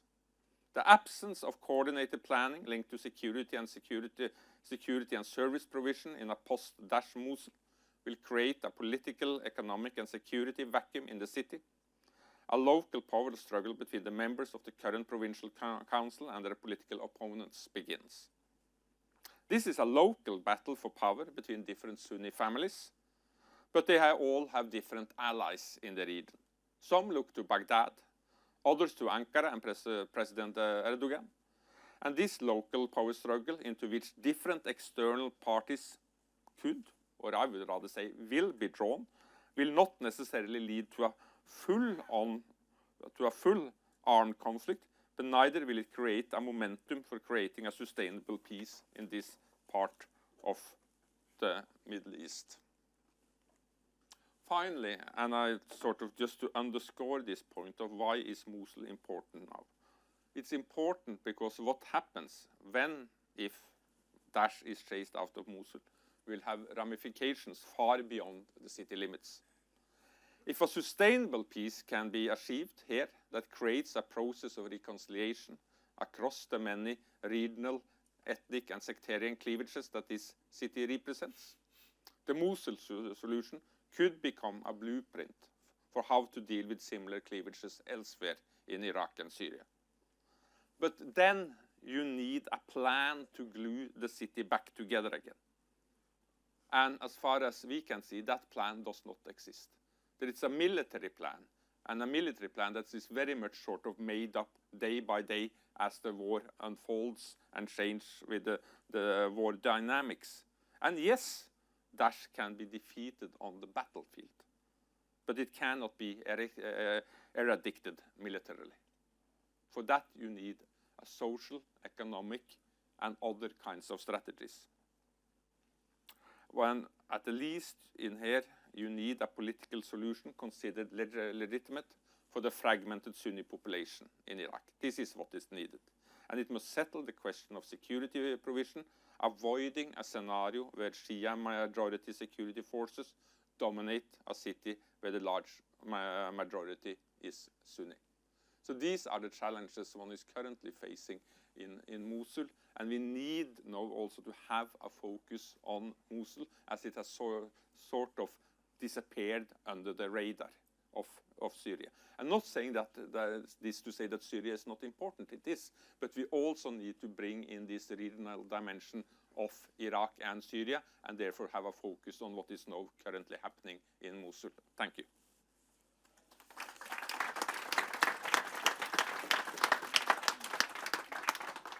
Thank you very much, Morten. I now have the pleasure to welcome Jan Egeland back to NUPI. Syria is the biggest humanitarian disaster of this century, and in the midst of efforts to alleviate the human suffering is Jan, on behalf of the UN and also in your capacity as Secretary General of the Norwegian Refugee Council. Speaking about this humanitarian catastrophe, the magnitude of it. We wanted to reflect that in the time allotted to you. The others got the 10 minutes, and you have 15.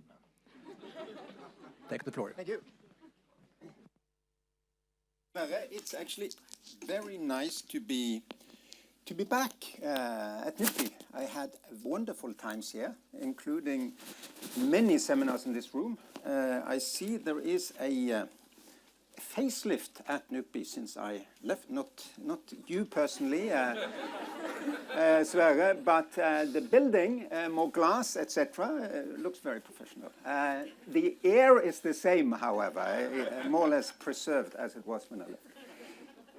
Okay, what is different in my life now compared to my good life at NUPI? Of course, it's different in the sense that I'm back to being an actor among many, and perhaps with less time to reflect on what is the situation. And indeed, NRC, the organizational lead, is a big actor.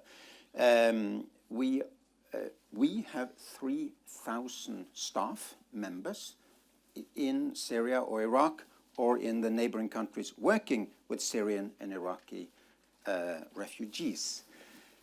And I'm also a special advisor for the UN mediation effort in charge of the humanitarian and protection of civilian side.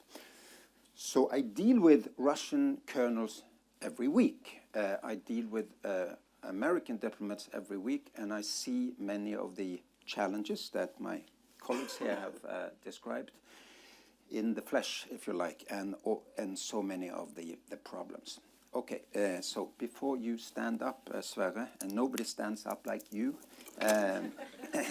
let me try to describe the challenges and then hint on some of the lessons. Now, how do I? Where do I? The one. Okay. So these are refugees in the world.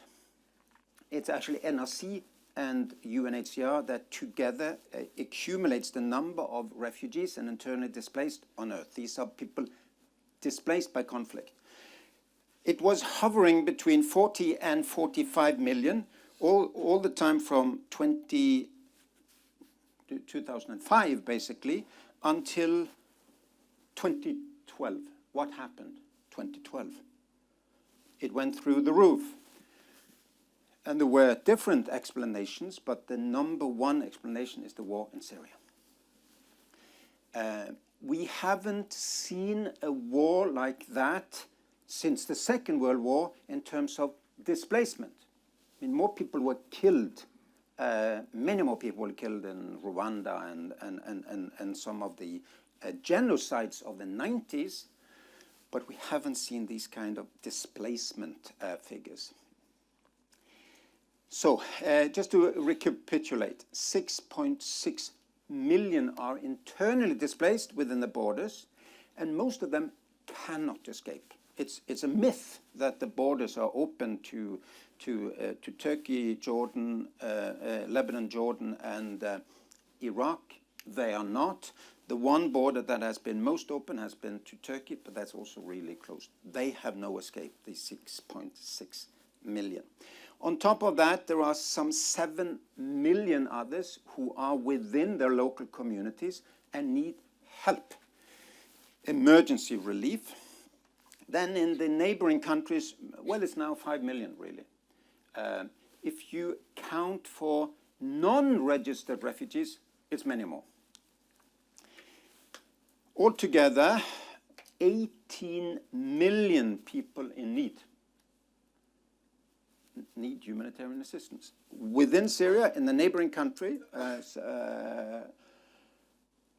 if I had added Iraq, and I agree with Morten, I mean, Iraq is, it's the same war, basically now, the Iraqi and the northern Iraqi and the Syrian war. It would have been 30 million people in need of assistance.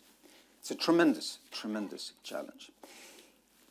My specific responsibility has been to try to lead the diplomatic efforts of 22 countries in the International Syria Support Group, ISSG, to get relief to anywhere between 15 and 20 besieged areas and many more hard-to-reach areas. This is the kind of a map we present each week in the weekly meetings in Geneva, where these 22 countries send their envoys. And what we show is each place where you have a truck with a figure, it shows places that there have been cross-front-line convoys to either besieged or hard-to-reach areas. And each place that is red, these are for people under the age of 40 or 30 perhaps, the red dots are besieged areas, green hard-to-reach areas. What's the difference? Well, the definition of a besieged area for the UN is an area with full military encirclement and no humanitarian access to or movement of civilians from for at least 3 months. That's the definition of besiegement. Other organizations have other definitions. They have a lower period, for example, and they have many more people in besieged areas. All in all, we were able to reach nearly all of the besieged areas in 2016, thanks to diplomatic efforts of this group. In 2015, they reached 2 out of 16 areas. This year, we reached all but one, really, East Aleppo, in the period when it was besieged. So who's besieging? 2 areas, Kefraya and Foua in Idlib, are besieged by armed opposition groups.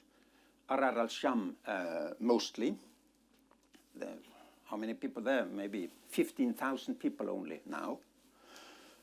Then there is this area, Deir ez-Zur, which is besieged by Islamic State.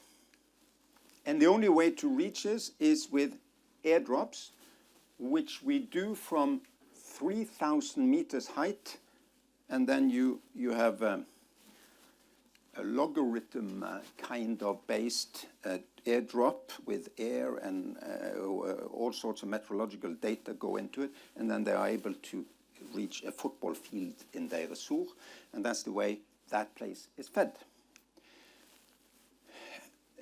The rest of the areas, they were 15, now 13, because 2 were overrun by the army, the Syrian army. The rest of all of the areas are really besieged by the Assad government. So it is the Assad government that is, with allied forces, Hezbollah mostly, that are responsible for most of the besiegement, has been so throughout the war.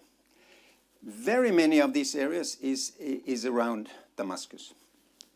Very close to Damascus, many of them. Douma.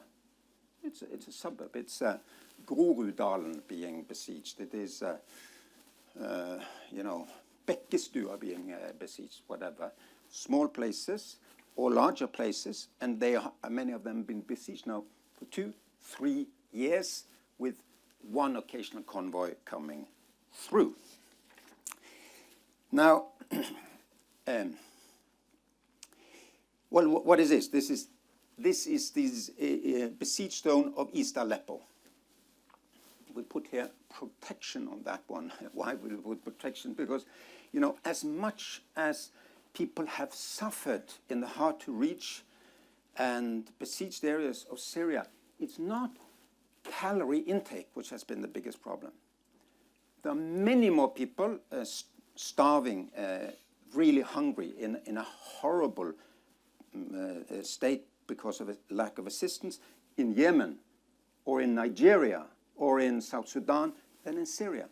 The problem in Syria is protection. People are not. We feed them, we help them, but we do not protect them, and they are ultimately then driven out of their homes. That's, to me, the story of Syria.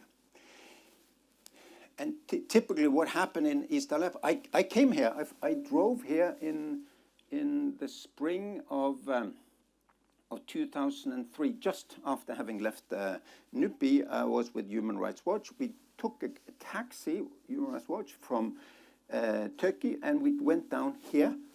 This area was not held by government forces at the time. This was all of this was opposition held, but this was position held even at that time. The front line was here even at that time. And the Scud missiles were hitting Syria, Aleppo at the time. The war went through Aleppo, the front went through Aleppo then for, now how many years? 4 years. They had an active front line through the middle of the city. Then the whole thing changed this last summer, and the government took then,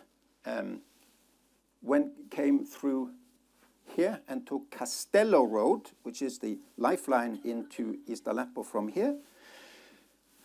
And these forces were able then to liberate, as they call it, this area, Ramusa Gate, and for a while in July, 2 weeks, there was some contact. But basically, since early July, East Aleppo was doomed. It was only a time before it would fall or be liberated, depending on whom you speak to in the group that I chair. And people were bombed every single day, and all hospitals were bombed. Not a single one was not bombed repeatedly. Schools, bread lines, bakeries, etc.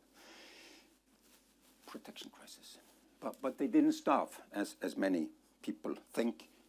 They were just hammered in violation of humanitarian law.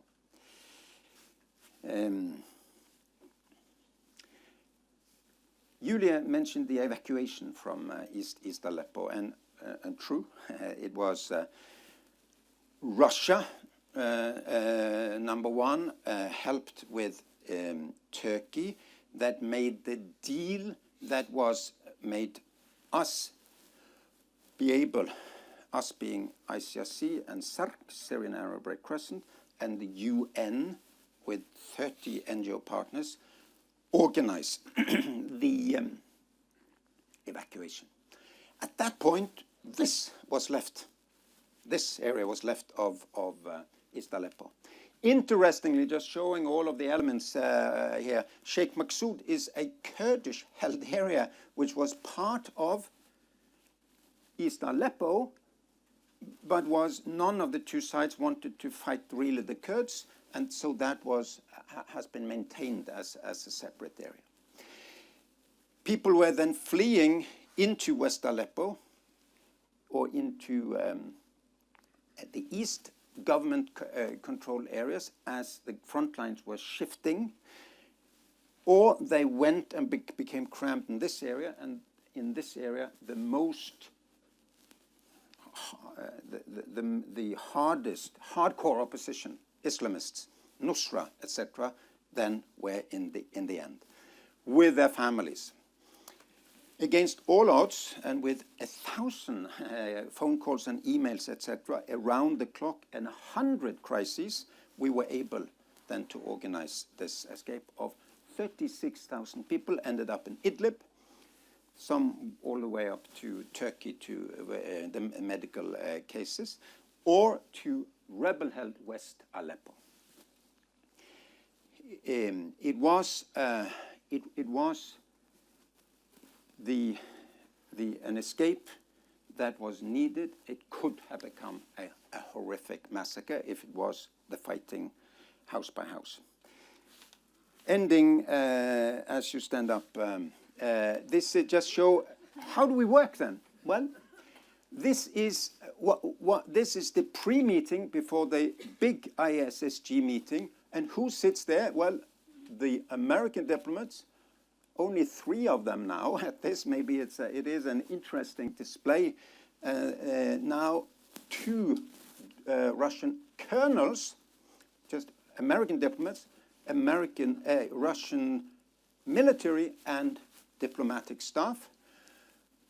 And we here discuss what we do when we go into the full meeting.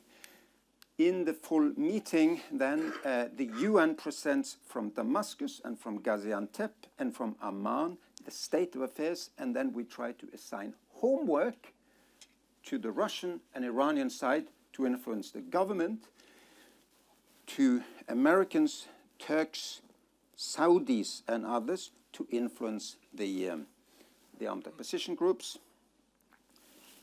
And some do homework, and interestingly, the Russians do their homework, and most of the others, and the Americans do, but they have little influence, and most of the others do not do their homework the way it is. And then you end up with 25 television cameras. After Staffan de Mistura is a co-chair. And it becomes big news in Turkey and in Iran and in Russia and all of that. And whatever we say, we're criticized afterwards for being biased, either by the Russian side, or by the Turkish side, or by the Saudi side, or by the American side. And the talks, I think, will be in Geneva after the intro in Astana, where the Russians and the Turks will have their show, but I think they're already seeing it's more difficult than they thought to run it. But they, yes, indeed, it will start there, but it will Staffan de Mistura run it in Geneva from 8th of February, we hope. Thank you.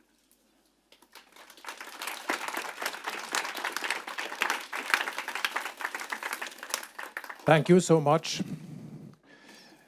The need is obvious, but I can assure you that there is not going to be any facelift in my case. I much prefer to go down the natural way.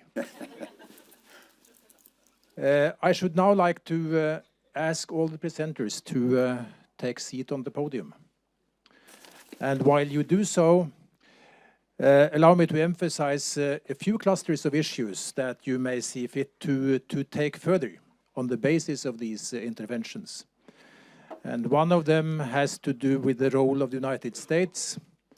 I think it's fair to say that under Obama, the United States has been sidelined to quite some extent in Syria.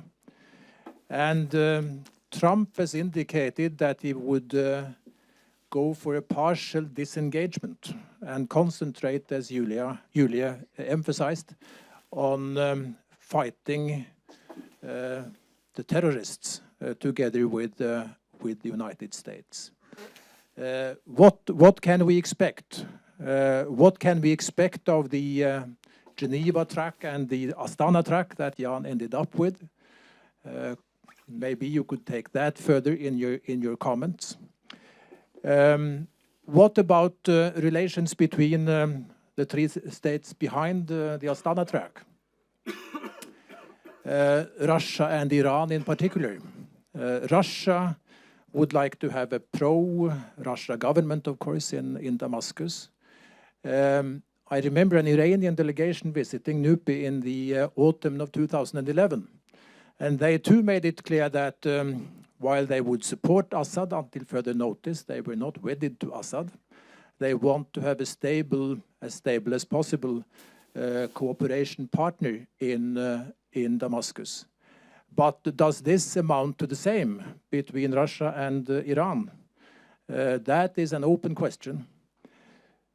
Ever since Rudyard Kipling's Great Game between Russia and Great Britain about influence in Iran, there has been an undercurrent of skepticism in Iran against Russia. And they have seen indeed that several times over, Russia has given precedence to relations with the United States over relations to Iran. So what about that? None of you, neither in the first session or in the second, did any of you talk about the borders. Morten came close, talking about the glue. Will there be a glue that could keep Iran and Syria together? Specifically, What about the future borders of Syria? The borders drawn by Sykes and Picot have been much criticized, but by and large they have held, except for expansion of Israeli territory. Many attempts have been made by military force to change them, but by and large unsuccessful. What could we expect on the basis of what has happened so far on that issue? And finally, there is the issue that Jan addressed, the politics of humanitarian assistance and the protection of civilians, which is certainly one of the main concerns in it all. I will open up for a number of questions. I will ask the panelists to take note of the questions, and I will give you, hopefully, 2 minutes at the end to respond to them. But for now, the floor is open for comments, and you go first. Name and affiliation. My name is Amin Bakos. I'm a journalist with the newspaper. I have two questions. First for Egeland. In the evacuation, the last critical days of the evacuation of Eastern Aleppo, we talked to many people inside, and it almost went totally wrong, as also you said, and it could be extremely more brutal than it actually was. And it seemed to me that Iran and differences in what Iran wanted and what Russia wanted and what the other wanted was a part of the issue, and many blamed Iran for being extremely difficult. I wondered if you can give some detail into, as much detail as you can, into that issue. Was there a difference in the brutality shown by the Iranians and the Russians, for example? And the other question is for the fight against IS. In Raqqa now, the Kurdish-led troops, SDF, is closing in, closer than ever to Raqqa. And you also have the Turkish-backed FSA troops that fight the Kurds again. Like, how do you see the fight against ISIS, the coming fight against ISIS, and how can these troops that are fighting against each other work against ISIS? Thank you. Ola Thunander, Prio. Yes, thank you very much. None of you spoke about Iran except for Sverre Lugård. And I think the pressure on Iran, if you look back from 2001 and so on, that the pressure on Iran has been tremendous when it comes to groups inside the US establishment and the Israeli establishment, the Israeli government and so on, that wanted to strike Iran. And the many military leaders said you couldn't strike Iran without taking out Syria first, or Hezbollah first and so on. So that means that Iran, in certain respect, is willing to fight in Syria to the last Syrian. That is and the second issue is what Julie Williamson brought up about the Arab Spring, or rather about Libya. Because the Russians and the Chinese and so on believed that they were fooled in Libya and it will never happen again. Which means that they, to any price, almost would fight to stop a regime change in Syria. And for the Iranians, it's certainly to any price, I would say. They would stop this regime change in Syria. And that has not been part, as I understand, that has not been part of the discussion.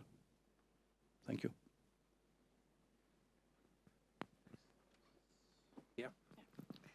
Hi, my name is Olga Abelova. I'm an independent researcher. I had a question about humanitarian access and the overlap with the more sustainable conflict resolution. So what we've seen largely over the last couple of years in Syria is humanitarian aid becoming more and more weaponized. And so the UN and NGOs are really forced to support some position just to get access and thereby being under the threat of putting their own neutrality under threat. So I was wondering, this creeping overlap between the political and humanitarian space, does that reduce or prolong the conflict? Which positions are we forced to take, you think, to get access? Well, for example, the fact that some humanitarian organizations, to be able to get access to some areas, you have to cooperate with the government, and then because of that, there are other areas that do not get access from humanitarian aid. Thank you. Truls Lie, editor of NUPI, the newspaper. I have a question for Lars here, because you are the moral judgment guy. What about consequential ethics? I mean, you're saying that the analysis has failures, but was there ever judged at the assassination of Assad? I mean, this kind of consequential ethics that fewer would get killed? I mean, can you say something about the consequences if he was killed by intelligence or other ways, so maybe drones or kind of thing? Think about that. Geir Mo-Sørensen. Yeah, I'm retired from Ministry of Foreign Affairs. I wondered if these peace negotiations will be successful. Though Saudi Arabia, I notice, is not included here. And of course, they have a very strong role in the area. How will a peace agreement be implemented?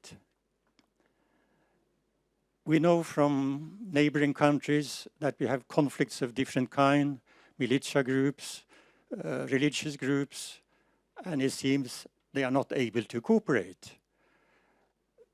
So we have the experience from Libya, we have the experiences from Palestine, where we have had problems now since the 1940s, and UN is feeding the people.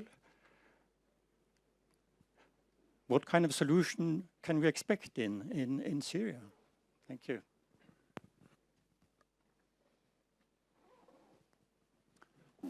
Arne. Arne Corneliussen, NRSCI. We work with the geopolitical risk. Mr. Egeland, many analysts underestimated IS in Syria. We saw the determination of IS sustaining and establishing various groups across North Africa, East, West Africa, Southeast Asia, etc., etc. What is going to happen in your view? Will IS sustain? How will the situation continue? If you can reflect on that a bit. And also, where are we heading with Astana, and what will the end game be? Thank you. Thank you. I'm Rana Isa, I'm from Space. I have you presented very fragmented views here, and what I would like to do is make a prism for these views, and that is the people of Syria.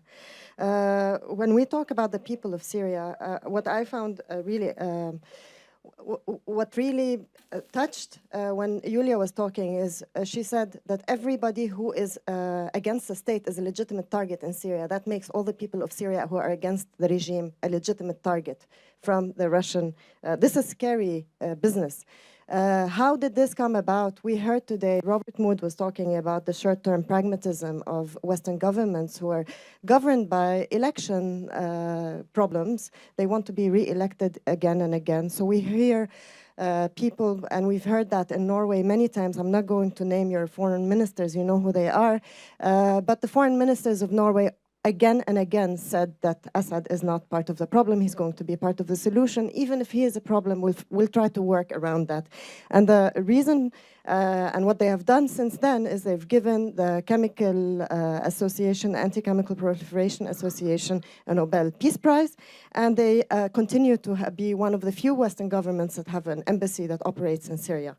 At the same time, what we hear from Jan Egeland is that protection is the most important aspect of this. How to protect the people is the most important thing that we need to be thinking about. And protection of the people we cannot think about in terms of moral betrayal, but political betrayal is what I'm talking about here. And protection, I want to ask, to just ask a question to Jan Egeland, is protection a political or an ethical issue? Thank you. Robert is next. Thank you very much. Just very briefly, because I'm curious. Most of the efforts for many years have been going on outside Syria. And Jan, you talked about the 3,000 NRC people, and you referred to having been to Aleppo in 2003.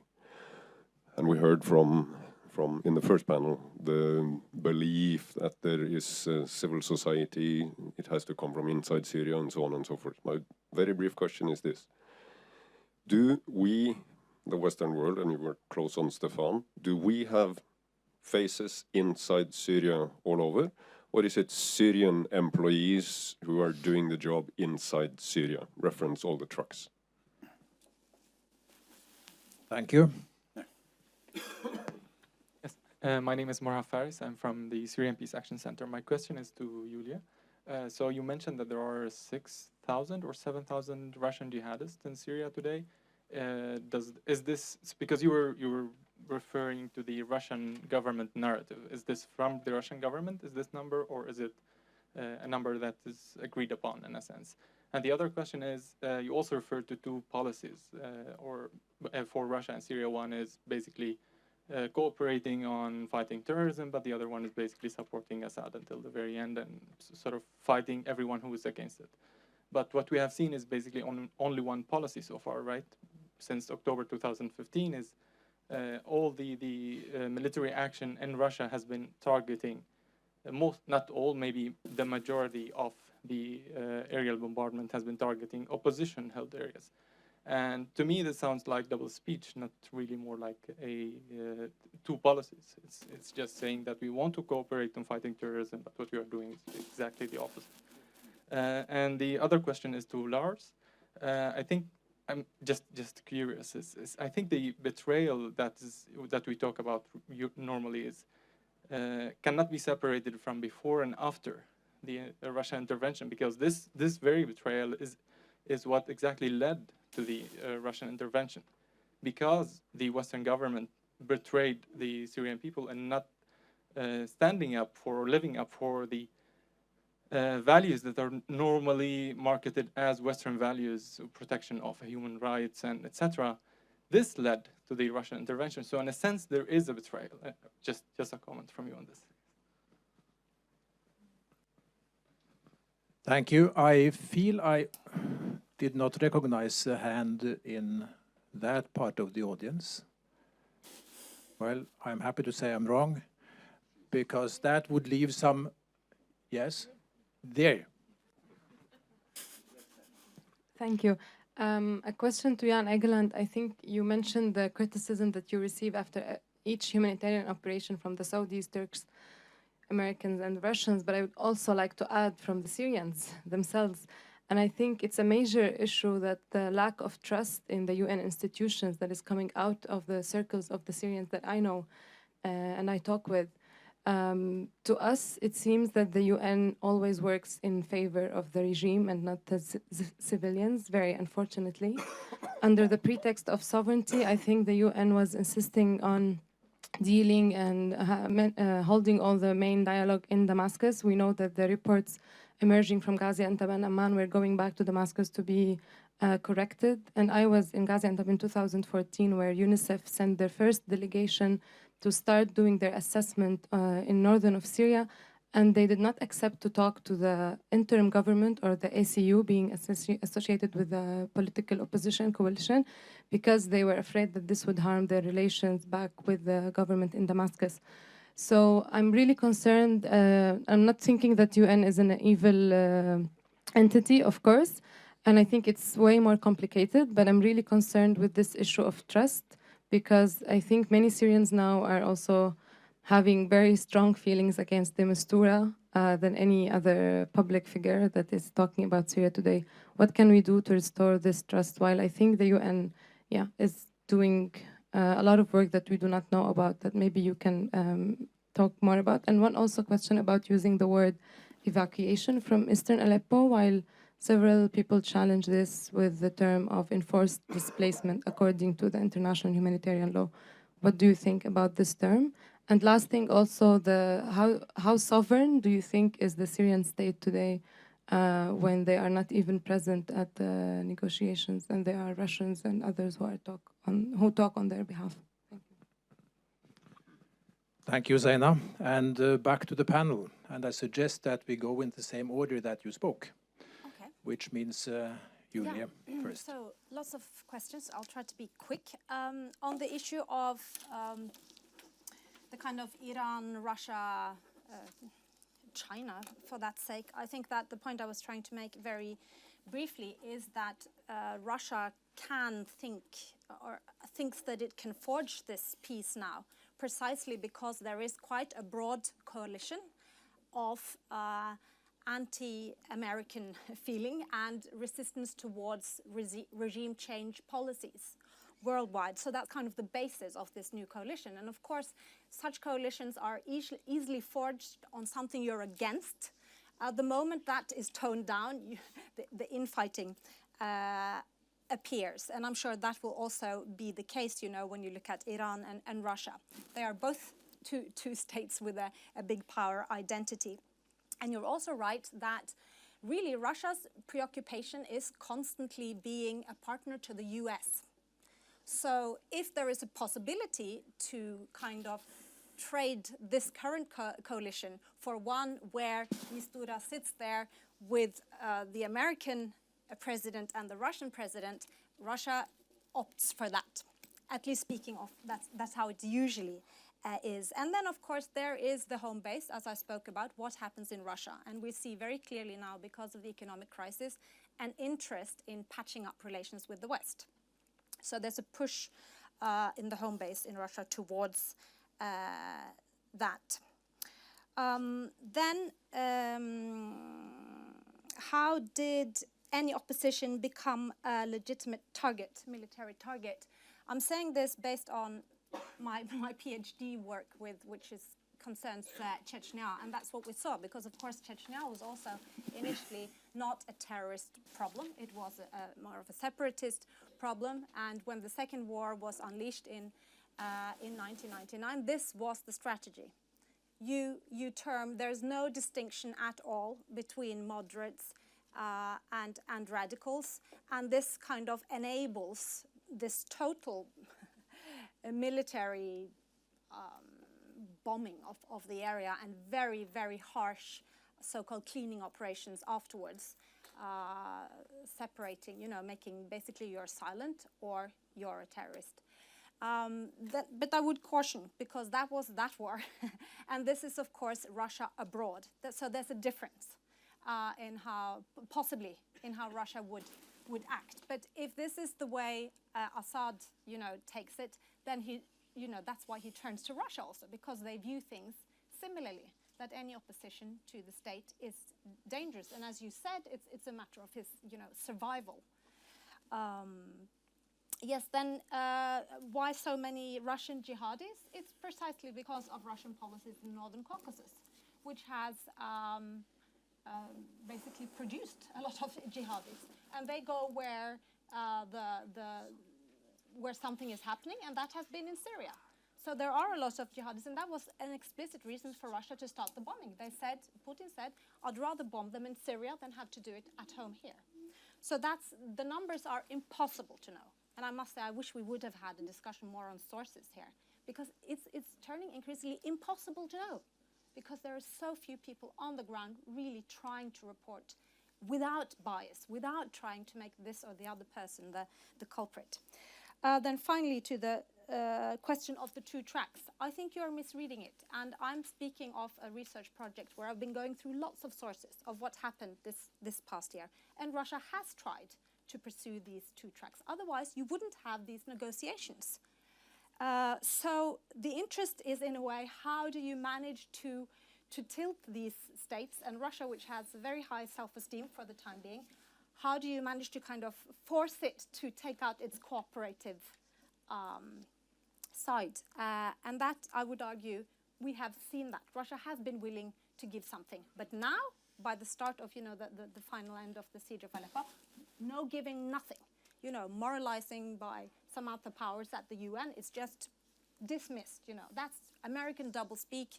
It's nothing. There's no But I would say there have been 2 tracks, and unfortunately there have been 2 tracks also on the US side, and that's part of the problem, because it's on the one hand negotiating with Russia, on the other there is, you know, an enormous opinion in the US establishments towards, you know, fighting down Russia in Syria, arming the opposition. That's been going on the whole time while Kerry is sitting at the negotiating table. So double track is a reality and it's a problem. Yeah. Thank you.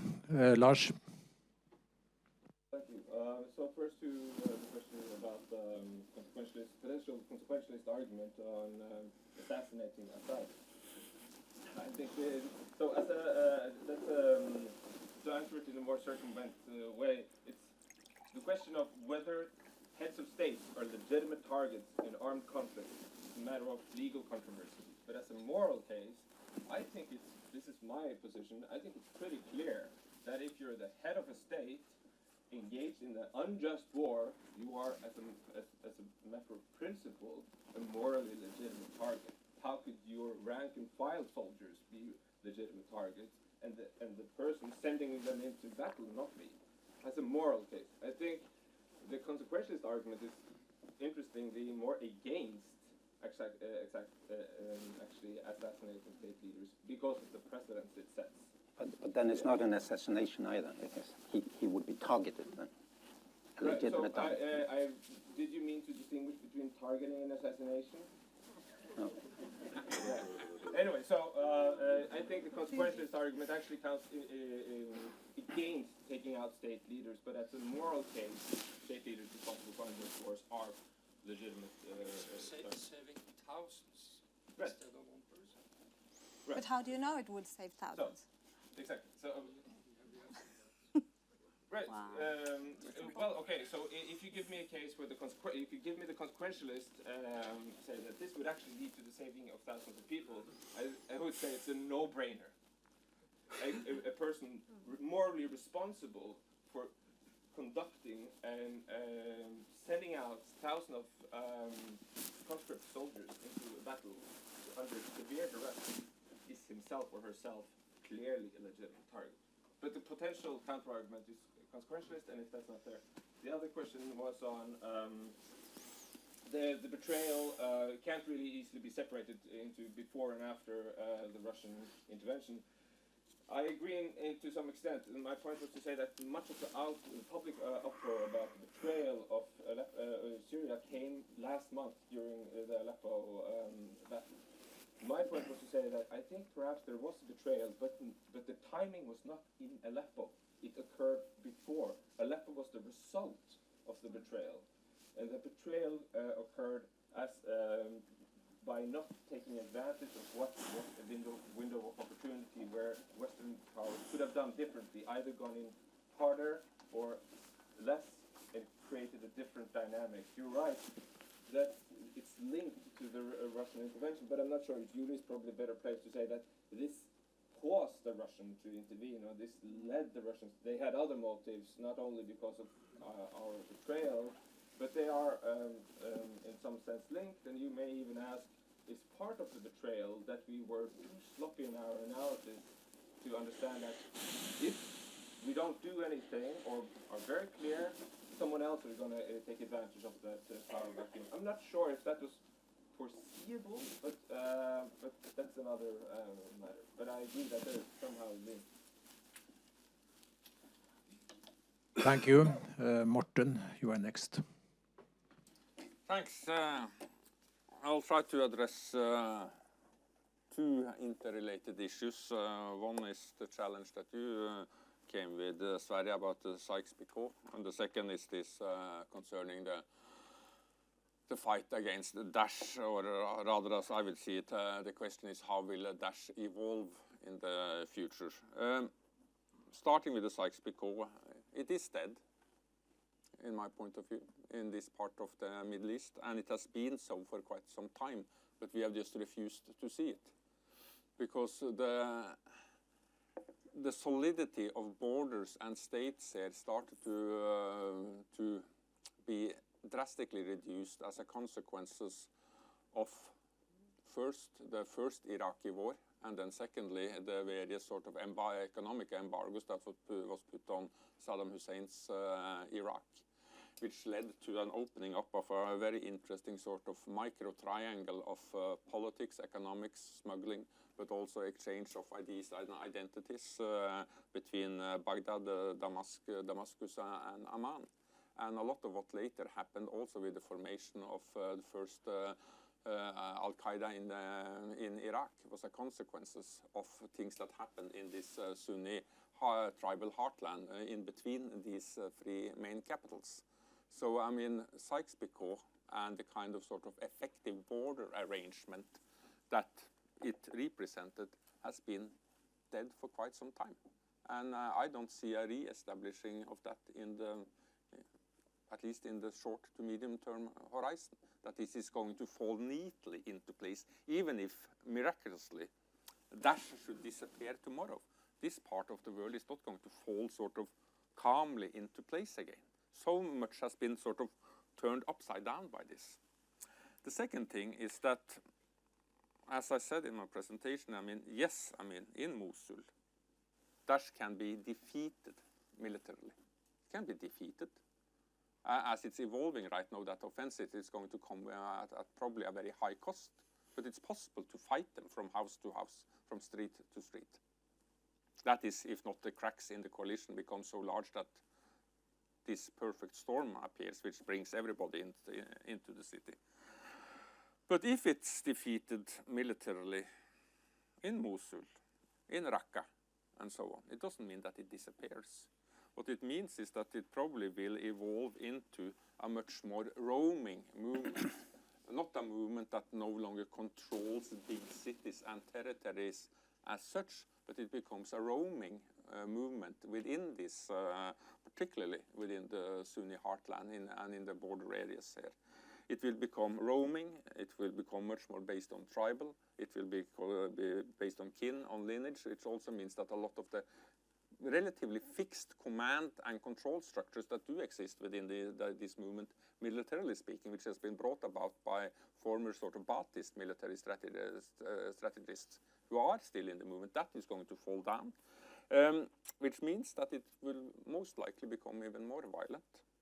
And its main goal as a roaming movement would be to prevent stability, to prevent all kinds of possible reconciliation, and also to prevent meaningful development. Basically trying to hide, destroy, seek, waiting for the next perfect storm to reappear. This will be the Daesh strategy. And that cannot be fought only with a military strategy. Then you need something much more broader. You need a local concert in Iraq and Syria, but you also need a regional and an international concert around all of this. It's the only way out of this. If not, and this also means that if such concerts are going to take place locally, nationally, regionally, and internationally, you will need an awful lot of pragmatism in order to make this happen. I'm very sorry to say that, but I mean, there will not be a perfect solution for Syria and Iraq. Not in the foreseeable future. If you want to find a solution to this, there will be a lot of sort of bad, there isn't the perfect choice. It's just a lot of bad choices that people would have to make. Sorry, thank you. Thank you, Morten. Finally, Jan. There were a lot of good questions and comments, and I cannot give them justice in the last 3 or 4 minutes. Maybe comment on what kind of humanitarian operation is it? Well, it's the largest in the world. It's probably the largest ever for one country. And there is a lot of myth, and it's very politicized, not just by the actor, but also by lots of spectators and support groups and solidarity groups and so on, that has made it difficult for us to help the people of Syria. And I think it's something to research, actually, the politicization of all of the actors of all of this, and also the undermining of and criticism of like SARC and ICRC and the UN and others. And I say that as one who leads an NGO who has primarily done cross-border into opposition-controlled areas. I mean, that's what we've done. NRC working with the opposition, armed opposition groups, etc. Now being the only NGO that I know of that is able to do both, also from Damascus. So I know it pretty well, actually, and I would say that the humanitarian actors have done an admirable job under very, very, very difficult circumstances, including the UN agencies. UN did a mistake, a strategic mistake, and that was partly also the agencies. They did not seek cross-border, which is the way to go really into oppositional areas, until 2014. Since 2014, there's been not 100 or 200 or 500 or 1,000 trucks going into opposition control area. More than 9,000 trucks have gone under the UN, UN resources into the armed opposition areas from Turkey, Jordan, and to a lesser degree from Iraq. It's a very major operation. What's the experiences we have? We're working with the various actors. Very bad experiences working with the government.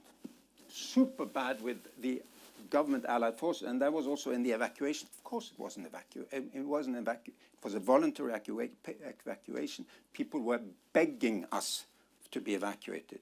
Was it enforced as such? Of course, it's war. It's a bitter, bloody civil war, and the alternative to do the evacuation was to let them fight street by street, and a lot of people would have done.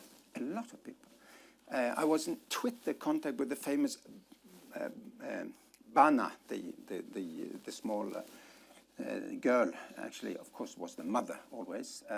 It was no doubt she wanted out, and we were able to organize it against all odds. Now, of course, we're cooperating with the de facto authorities, with very bad armed opposition groups, and don't tell me that Arar al-Sham and Jais al-Fatah and all of these are Sunday school kids, as we say in this. They're also very bad, really. To me, it's really men with power and guns have, at this late stage in this bitter war, done to their utmost to hinder us and help women and children on the other side. They do to any length. So to deal with Arar al-Sham and the others on assisting people in Fou and Kafra is basically pretty similar, maybe a little bit better than to deal with the ruthless Hezbollah that are besieging Madaya and Sabadani. This is the and of course you have to deal with, as you say in humanitarian work, to help the people on the depths of hell. You have to work with the devil. This is the reality. So of course we work with the Assad regime, as we work with very bad armed opposition groups to reach civilian population. There's a whole thing, and protection is I would say it's ethical, political. It's a normative thing based on international law. International law. And what has happened to the Syrian women, children, wounded, elderly, handicapped has been outrageous from start to set. And who has been doing most of it? Well, the regime and their allied force, including the Russians, in part because they have had the upper hand militarily and they've had the air force. When the others could do whatever if they could lobby a mortar into a hospital in West Aleppo, they did. But they had no air force, So I don't know whether it's that much better. Now, on the actors and the problem we've had, I'm pretty open here now. It's never been difficult to really deal with the Russians. I mean, they have like the Americans, they have an efficient diplomatic service. It's a coherent state, and the problem is really that they have two parallel actors: Ministry of Defense, Ministry of Foreign Affairs. And until we got Minister of Defense into it, it was sort of a little bit like working with the American State Department, you know, nice talk, but not real stuff on the ground. The Ministry of Defense and the colonels I deal with at times placed soldiers at the checkpoint going into besieged areas with guns to enable our colonels to go in, because the 5th Division, led by Maher Assad, the brother of Bashar, are just ruthless, terrible thugs, etc. And they don't want any convoy to get anything. And then we say, but your brother authorized us, and the Minister for look, the government of Syria has authority. Don't care, we rule here. That's also the story of all of this. Each division, each militia, each group, each splinter group of each of the Islamist opposition groups can do whatever they want. These are the men of Syria are willing to do whatever to punish the civilians on the other side. So one of the crises was, of course, that buses going to Fou and Kafraya were torched by a splinter group from armed opposition groups in Idlib. And the whole thing was close to collapsing, and there was still 25,000 people left in that enclave. And we overcome them. And indeed, those Iranian militias on the ground are terrible people, really, in my view. Terrible people.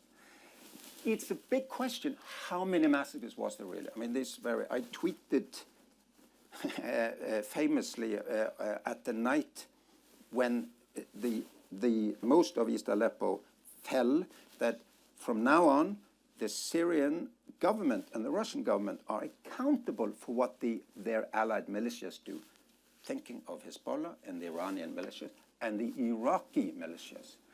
And it was very, very much criticized by all on their side. How could we be accountable? Because you let them loose, is the argument. How much bad did they do? We need to know. As of now, we just know that there was shooting in the back and killing and massacring from all sides in those final days, probably more by those militias. And all in all, very bad for the civilians. I remember some years ago, Kofi Annan commented on one of your interventions by saying, "Thank you, Jan, for being so wonderfully diplomatic." I thank the presenters of both sessions for being, having been very well prepared, for being very disciplined. I thank you for all your questions and all of you for being with us today. And the seminar is adjourned. Thank you. Thank you all.